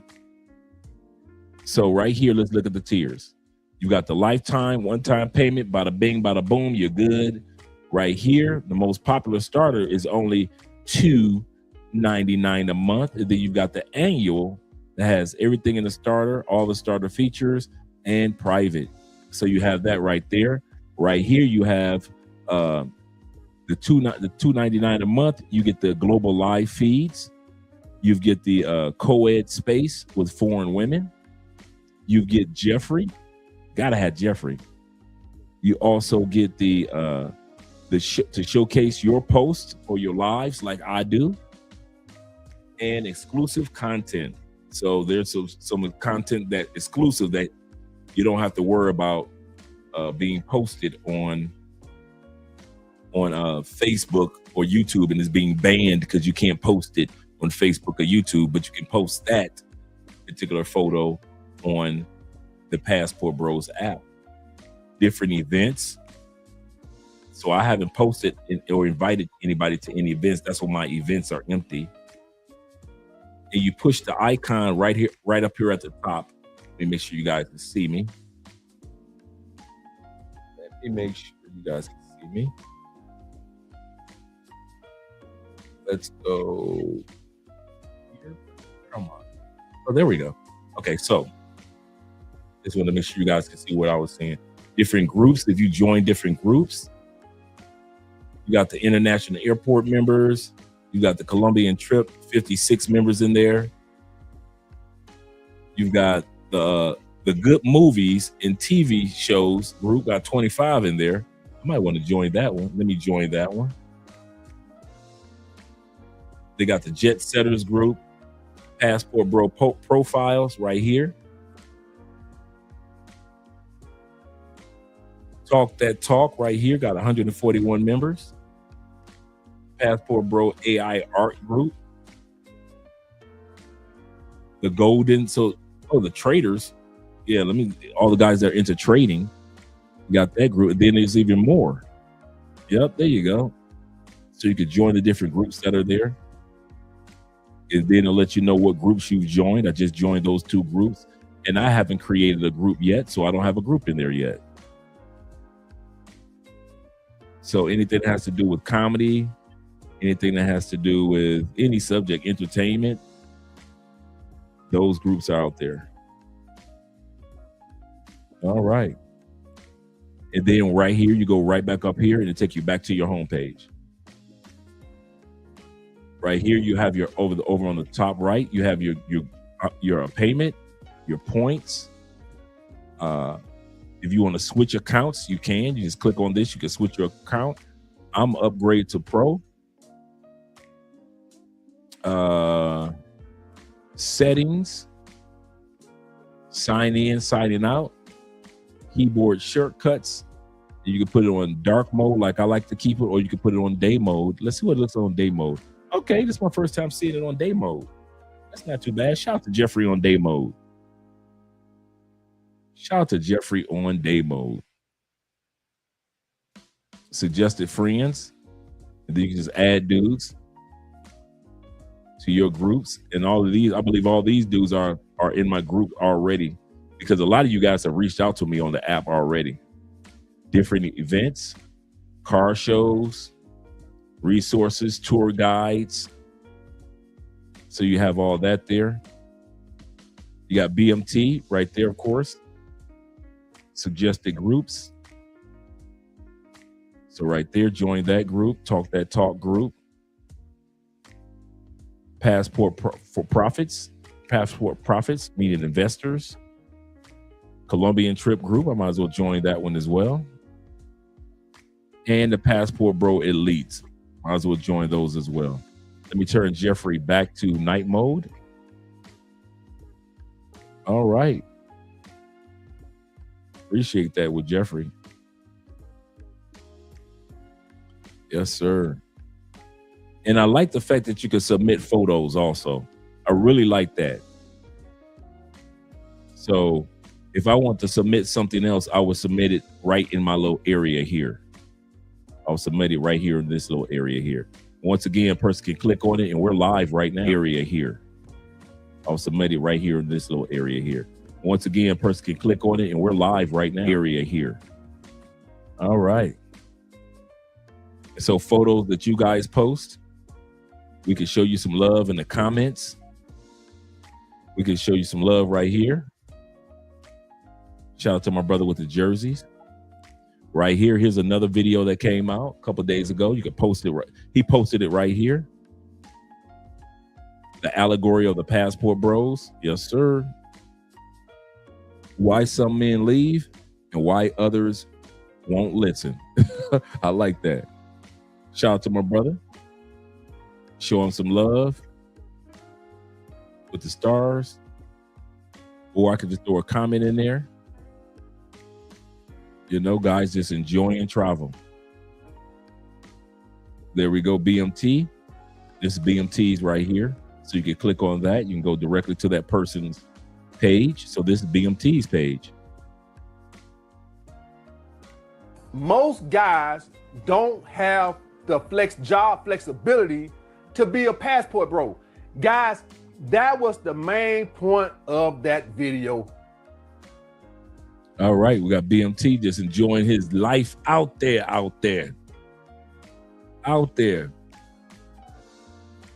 Yes, sir. These are different groups. So that's BMT page right there.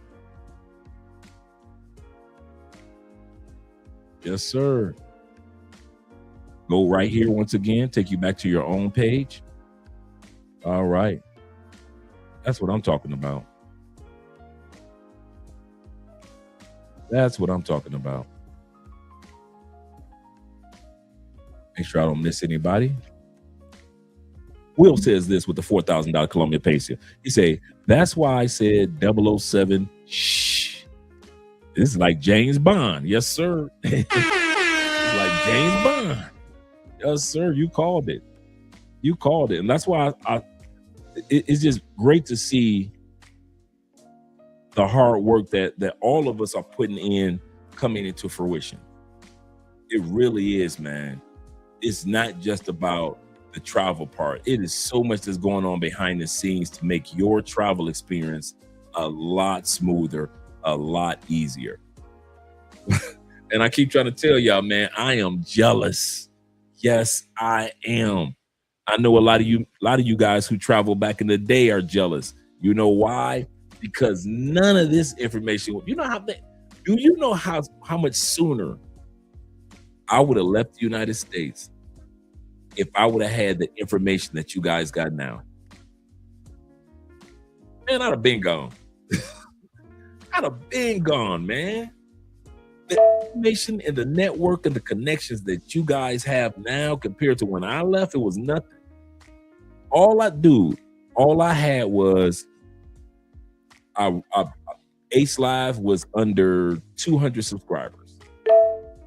And I put in his comment section, in the comment of one of his videos, I didn't know he was going to read it. I'm looking to come to Medellin, Colombia. Do you have any recommendations or suggestions, brother? And Ace responded. He said, man, I will see you when you get here. And the rest was history. The rest was history. But if I had all this information like the Passport Bro app with the network, just the network alone, just the network of guys in every country, just Jeffrey AI alone will save you a world of headache. So definitely you want to take advantage of the Passport Bro app, man. I am jealous. Yes, I am. I am not ashamed to admit it. He said, I'm packing tonight. Next week, I'm taking flight to Pakistan. All right. That's what I'm talking about. That is what I'm talking about. Somebody said, Dre, do you play golf? Yeah, I play at golf. I am horrible at golf. I'm horrible at golf and bowling, but I'm always bowling and playing golf. Go figure. I'm horrible at golf. I'm horrible at bowling, but I'm always playing golf, always bowling. I am not the best fisherman, but I'm always around here somewhere fishing. There's a lot of stuff to do in Colombia, bruh. A lot of fishing hole. I think it was International Quiet Storm asked that earlier. Is there any fishing outside of Cali? There's a lot of fishing. You sell a lot of fishing rods in this country, bro. A lot of fishing rods in these countries. Yes, sir. Yes, sir. Shout out to Mediocre Tutorial and Review. Yes, sir. Yes, sir. Let's scroll down. Every celebrity influencer influenced by the Passport Bro movement. Yep, including Mediocre Tutorial Review. Yes, sir. Our brother International Quiet Storm says this. He said the Passport Bro movement is the solution to the horror of Western society. You don't like the laws? Leave. You don't like the women? Leave. Hey, you don't like the food? Leave. You don't like the economy? Leave. Leave, bruh. Don't feel shamed. Don't feel like you're turning your back on the United States because you're turning your back on the United States. I kid you not, man. I'm like MTR. I mean, I'm like BMT. I'm like Aaron, man. I ain't sitting around watching the news all day long and watching how depressed y'all are. Dude, I might watch the news, man.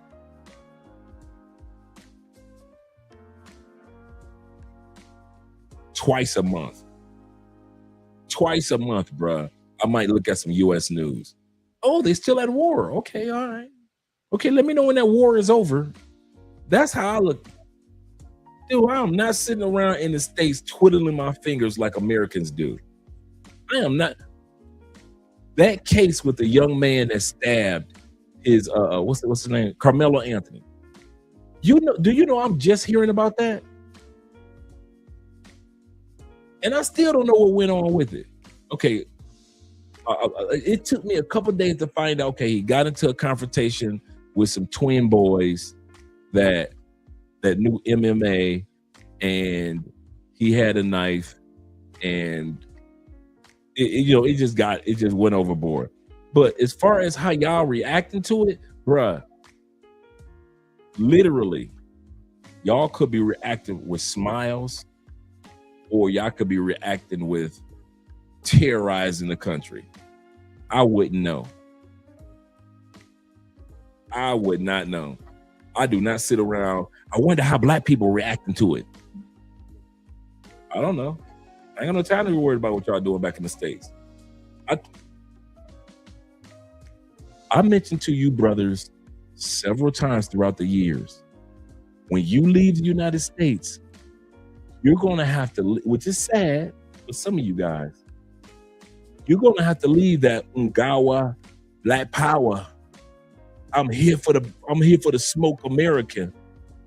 You're going to have to leave that back in the States. If you one of them brothers that love to protest, I'm serious. You love to go to city council meetings. You love to protest. You got about 3 bullhorns in your garage right now because you love the bullhorns and talking. I'm telling you, bruh, you're going to be disappointed when you leave the United States. Some of y'all going to leave and you ain't going to realize how much you leaving until you leave. Everything that you complain about as blackness, you do realize you leaving that, right? You ain't just leaving your family and leaving your friends. You leaving the American version of complaining about what's going on in the black community behind you. They ain't got nothing to do with you no more. They ain't hired enough blacks. That ain't got nothing to do with you. Last year, the 300,000 sisters that lost their jobs, that ain't got nothing to do with you. This year, the 100,000 brothers that lost their job, that ain't got nothing to do with you. Some of y'all ain't realize, man, once you leave the United States, and I'm not saying it in a sense of like, I forgot about my people, I forgot about my race. Obviously, I haven't forgotten about my people, and I haven't forgotten about my race, or I wouldn't be able to tell you that 300,000 sisters lost their jobs last year and 100,000 brothers lost their jobs this year, right? My point is, I can't do anything about it 800 miles away, 1,000 miles away, 2,000. What can I do for the black community and I'm 2,000 miles away?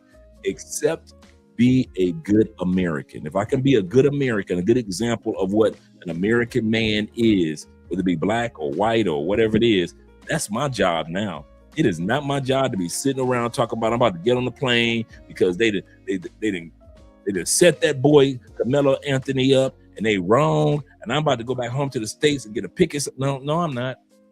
No, I'm not. When y'all had January 6th, I was drinking a beer. I was not even watching it. Dude, one of y'all called me and told me about January 6th. The white people acting crazy. Are they? I looked at my cell phone. It couldn't have been 20 seconds. Turned my cell phone upside down. Me and Andrea, we had just rented a hotel room, and I kick back on that balcony and finish enjoying my beers, man. But some of y'all brothers don't realize that's one of the things that you're gonna have to leave back in the States, that civil rights movement mindset, because you can do nothing from another country. And if you think you can, wait till you get out here. Wait until you get out here full time. Black men ain't marrying black women. I hear them crying to each other all over TikTok. Man, I listen to TikTok at night, man. Sometimes, boy, America, black women so tired of y'all don't want to marry y'all don't want to be a stepdaddy. Y'all mad at the black woman because she don't, or the white woman is mad at the white man. I listen to that all day long. Americans are mad at bruh. I can't do it. I can listen to TikTok maybe for like 10 minutes. After that, listen to y'all yell all over each other and insult each other. I do not miss that, bruh. I'm sorry. I cannot relate to what the black woman is saying to the black man. I cannot relate to the white woman what she is saying to the white man. The complaints, I can't relate. Why? I haven't lived in America almost a decade. This version of America, I don't know anything about it. Once again, America is the girl that I took to the prom, but she don't look like that no more. She don't look like that no more. So anybody that thinks that I'm talking like I'm anti-American, I'm not. I'm just saying that because you're going to be living so far away, anything that's got to do with the States have nothing to do with you, and you're not used to that part yet. A lot of you guys aren't even ready for that yet. You mean there's something happened in the States? No. What you get mad for? You live in the Philippines. What you get mad for? That Carmelo Anthony case. What you get mad for? I had no 2 cents to say about R. Kelly getting locked up outside of being a content creator. I did a couple of videos on countries that Diddy should have went to. Other than that, I didn't care about that Diddy case. I don't live there. But that's the peace that you're going to get when you live outside the United States. All the stuff that used to stress you out about politics, women, and the women stressing out on the men, and everybody mad at everybody, man.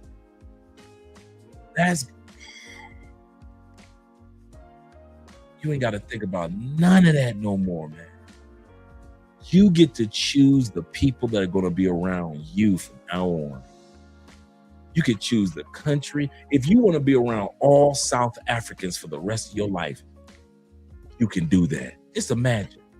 You pick who's going to be in your life from now on. If you want to be around all Brazilians for the rest of your life, where you're around Afro-Brazilians, where you're around the Asian Brazilian community, where you're around the white Brazilian community, you can do it. Nobody can tell you what. You can only be around Black Americans. Not if you don't want to anymore. If you want to be around all Japanese people, you love the culture and everything, you can do it with your passport now. It ain't like when you was born, if you was born in the hood, or if you're a white dude, if you was born in the Appalachian Mountains, then hey, that's your people. But with a passport, you choose who your people is now, or who your people are now. That's the benefit. Shout out to Will. Will says this: some places in Colombia, if you don't fish, you don't eat. That is so true. He said, I always see Colombian couples fishing all the time. That is so true. If you don't fish, you don't eat. As much as I love pescado, seafood, fish, man, listen, I get fresh fish, gigantic. And they'll cut it up with that sauce, cut up in little fish steaks. Fish steaks be that thick. Man, listen, I just had one before the show. I had a fish steak from a fresh fish that got cut up. He said they think that we have leaders No, spokesperson, maybe, but not a leader. That's a good way of putting it, Zeta.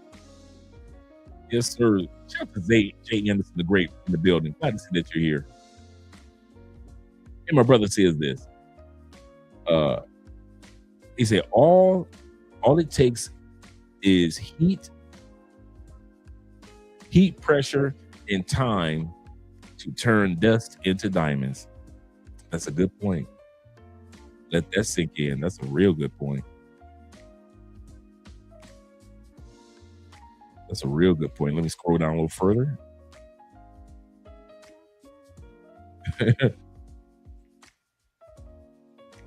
AMSM says this. He said, I've been looking at truck driving jobs abroad too.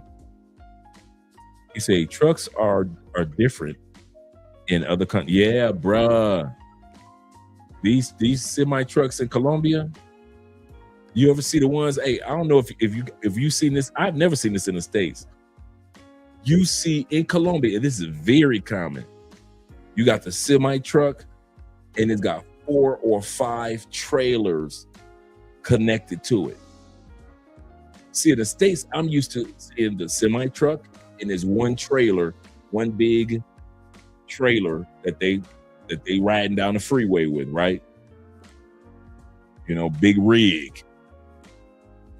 In Colombia, it is very common to see riding down the freeway the semi truck, but the trailers are connected. 1, 2, 3, 4, sometimes 5 trailers connected on one semi truck. Now they drive real slow. Don't get me wrong. They do drive really slow because they got to be really careful. But it is very common to see that in Colombia. I left the super chat. Let me see. Let me scroll back up. Make sure I didn't miss anybody. Thank you very much, brother.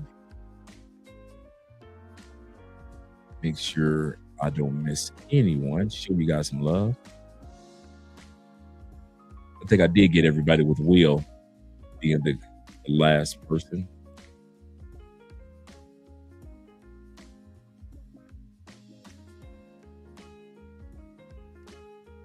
Scroll. I think I got everybody so far. Shout out to all you guys. And thank you guys for supporting by way of the Patreon. Tell you got some good stuff coming down. Let's scroll a little further. Montreal says, I will be flying out to Spain mañana, tomorrow.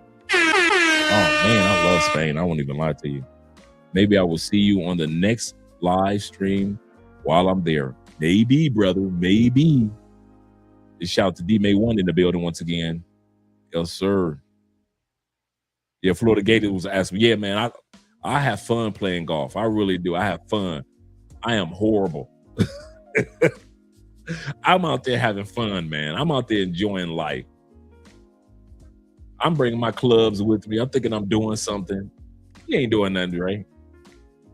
I'm just out there having fun, man. I remember in the States every Saturday morning, not every Saturday, but like, I would say at least once a month, me and my boys will go out there and shoot some golf. And then they're all on bowling leagues. So when I go out there, I'm horrible at bowling, but all of them are on the leagues. Scroll down a little further. He said, I would enjoy playing around the golfer with you and Richie Mack anytime. See, Richie, he'll take it serious. You'll take it serious. I'll try to take it serious. I'll try to take it serious.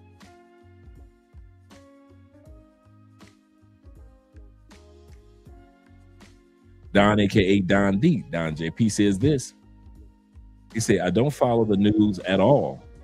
He said, sorry, but why is this Anthony? He said, but who is this Anthony guy? Yeah, it's a young kid that stabbed, a young black boy stabbed a white kid. White kid dies. It didn't seem like it was on purpose, but I'm just going by what little I know. Like I said, I know about as much as you know, because I don't keep up with the state's news like that. I'm too busy focusing on the election in Colombia.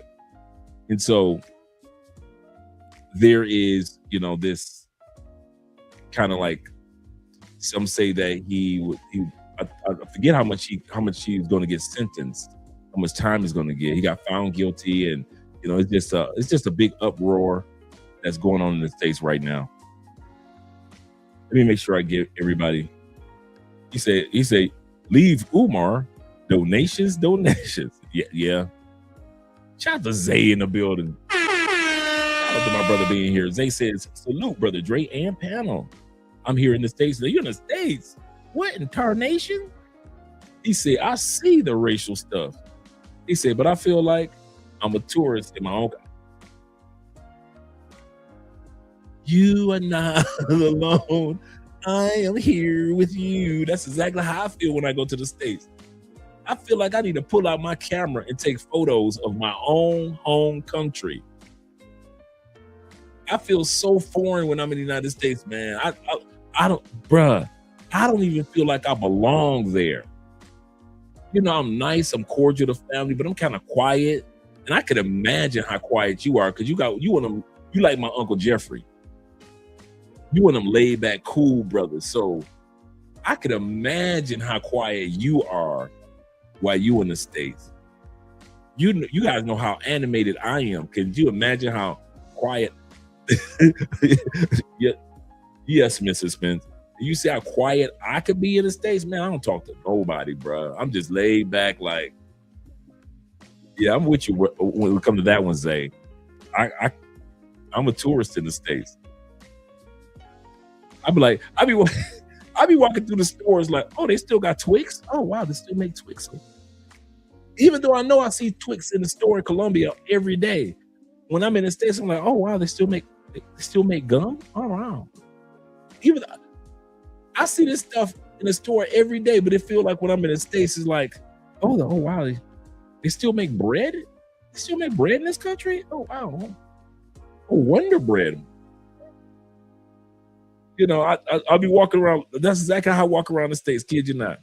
When me, Richie Mack, and Will, shout out to Chill with Will, when we went to Walmart in Houston, I kid you not, I'm walking around Walmart. They think I'm walking around Walmart to find something. I'm walking around Walmart like I'm an actual tourist.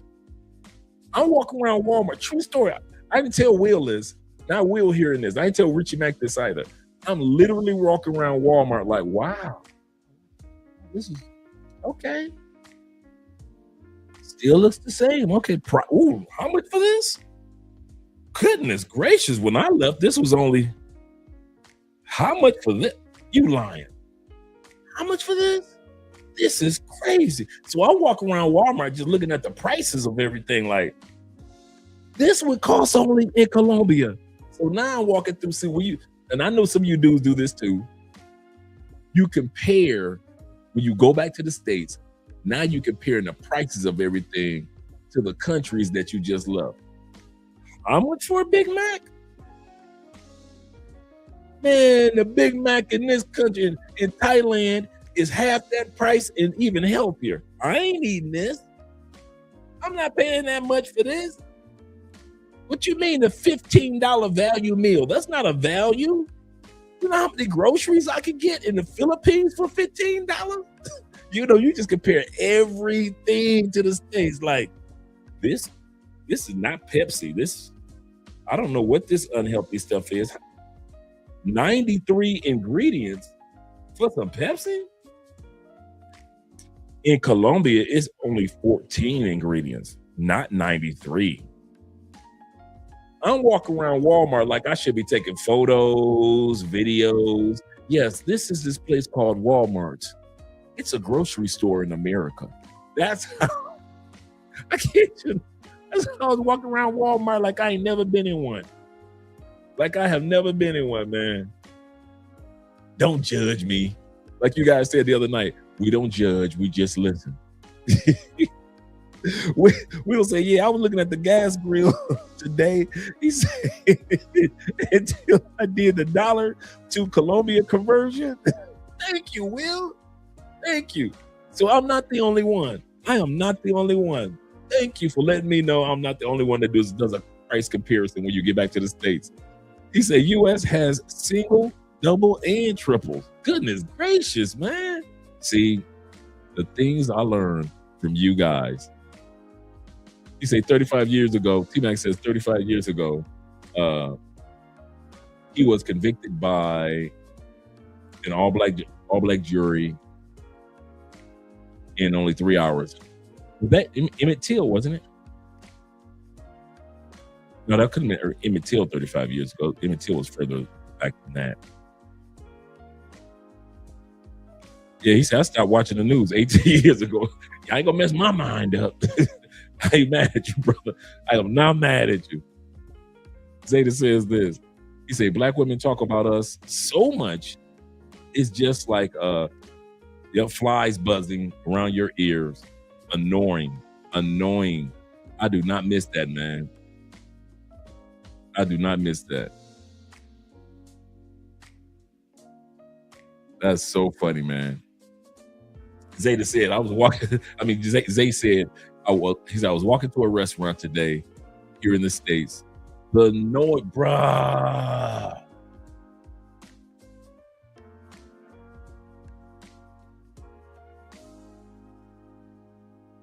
I did not realize how sensitive my ears have become until I went back to the States. I am not used to loud noises like that all the time. At a sporting event, yeah. At a club, yeah. You know, Cali, Colombia, we always have block party, yeah. But somebody riding by in the booming system, the cars are still going boom, boom, boom, boom. Police siren. I am not used to that. I am not used to that anymore. I didn't realize that, man. I got back to the States, man. I was shell shocked the most by the noise. You are 100% correct. The cars sound loud. The music is loud. Bruh, you are not lying. I thought I was the only one that felt that way. It is loud in the United States, man. You don't realize how loud it is until you leave and then go back. The airport is loud. You so used to being in Colombian airports that everybody just kind of like shuffle through. Even if you ever notice about Colombian airports, even when it's full, it's not loud. You can stand in line in Medellin for 4 hours. Them people ain't loud. You don't hear them Colombians be talking, and you do not hear their conversation like that. That's why when American women say, yeah, and I heard American men when they were standing in line, I can believe that. Because Colombian people are so, I bet you it's like this in other countries, so soft-spoken when they're in lines that the only loud people are us Americans. It's easy to hear us Americans because we're the loudest voices around. But yeah, you ain't that boy. That noise pollution. That one is my number. Noise pollution in the United States got me more than the prices did. I already tried to prepare myself for the prices, but that noise pollution, you never lied. America is loud as heck. It is loud. Goodness gracious. No wonder we talk so loud. He says, I can't wait to get back to Japan. He said, I love Osaka, Tokyo was great. He said, and the old capital, Kyoto, if I pronounced that correctly. So much tradition and history. That's me right there. I love good old tradition and history. Zeta said, the noise pollution was so bad. He said, I'm surprised that I'm not deaf right now. Yeah, bruh. He said, I saw gas prices. He said, I'm about to buy a bike now. I ain't mad at you, brother. I am not mad at you. Goodness gracious. He said, bro, I'm like that now. He said, I'm like that now here in the States. I'm zoned out here, bruh.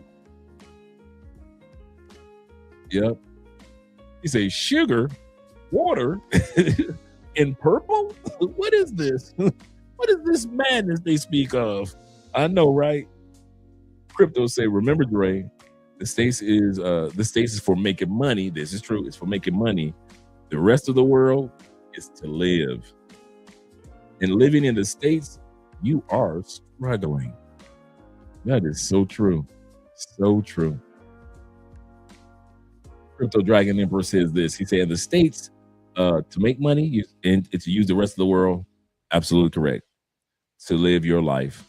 And AMSM, before we get ready to go, the last one for the night, AMSM says this.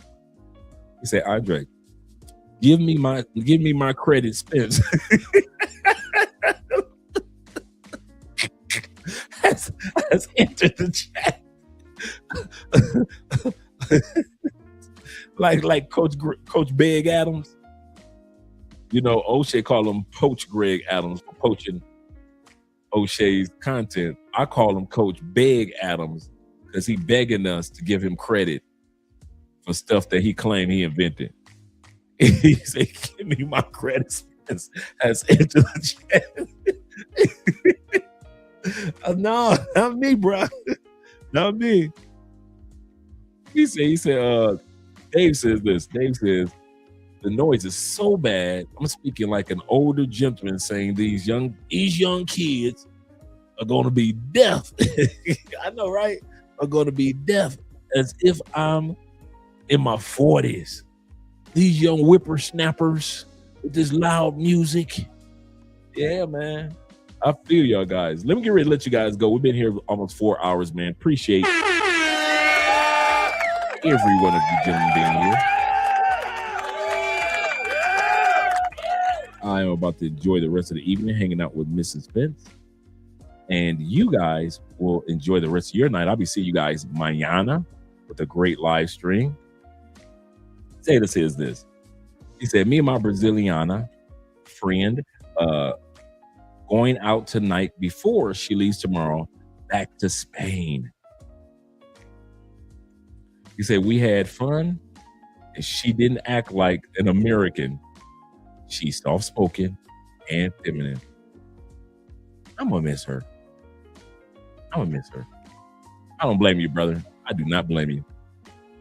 Let's get ready to do these outro videos. Glad that you're having a good evening, brothers. With the Braziliana. Let's do...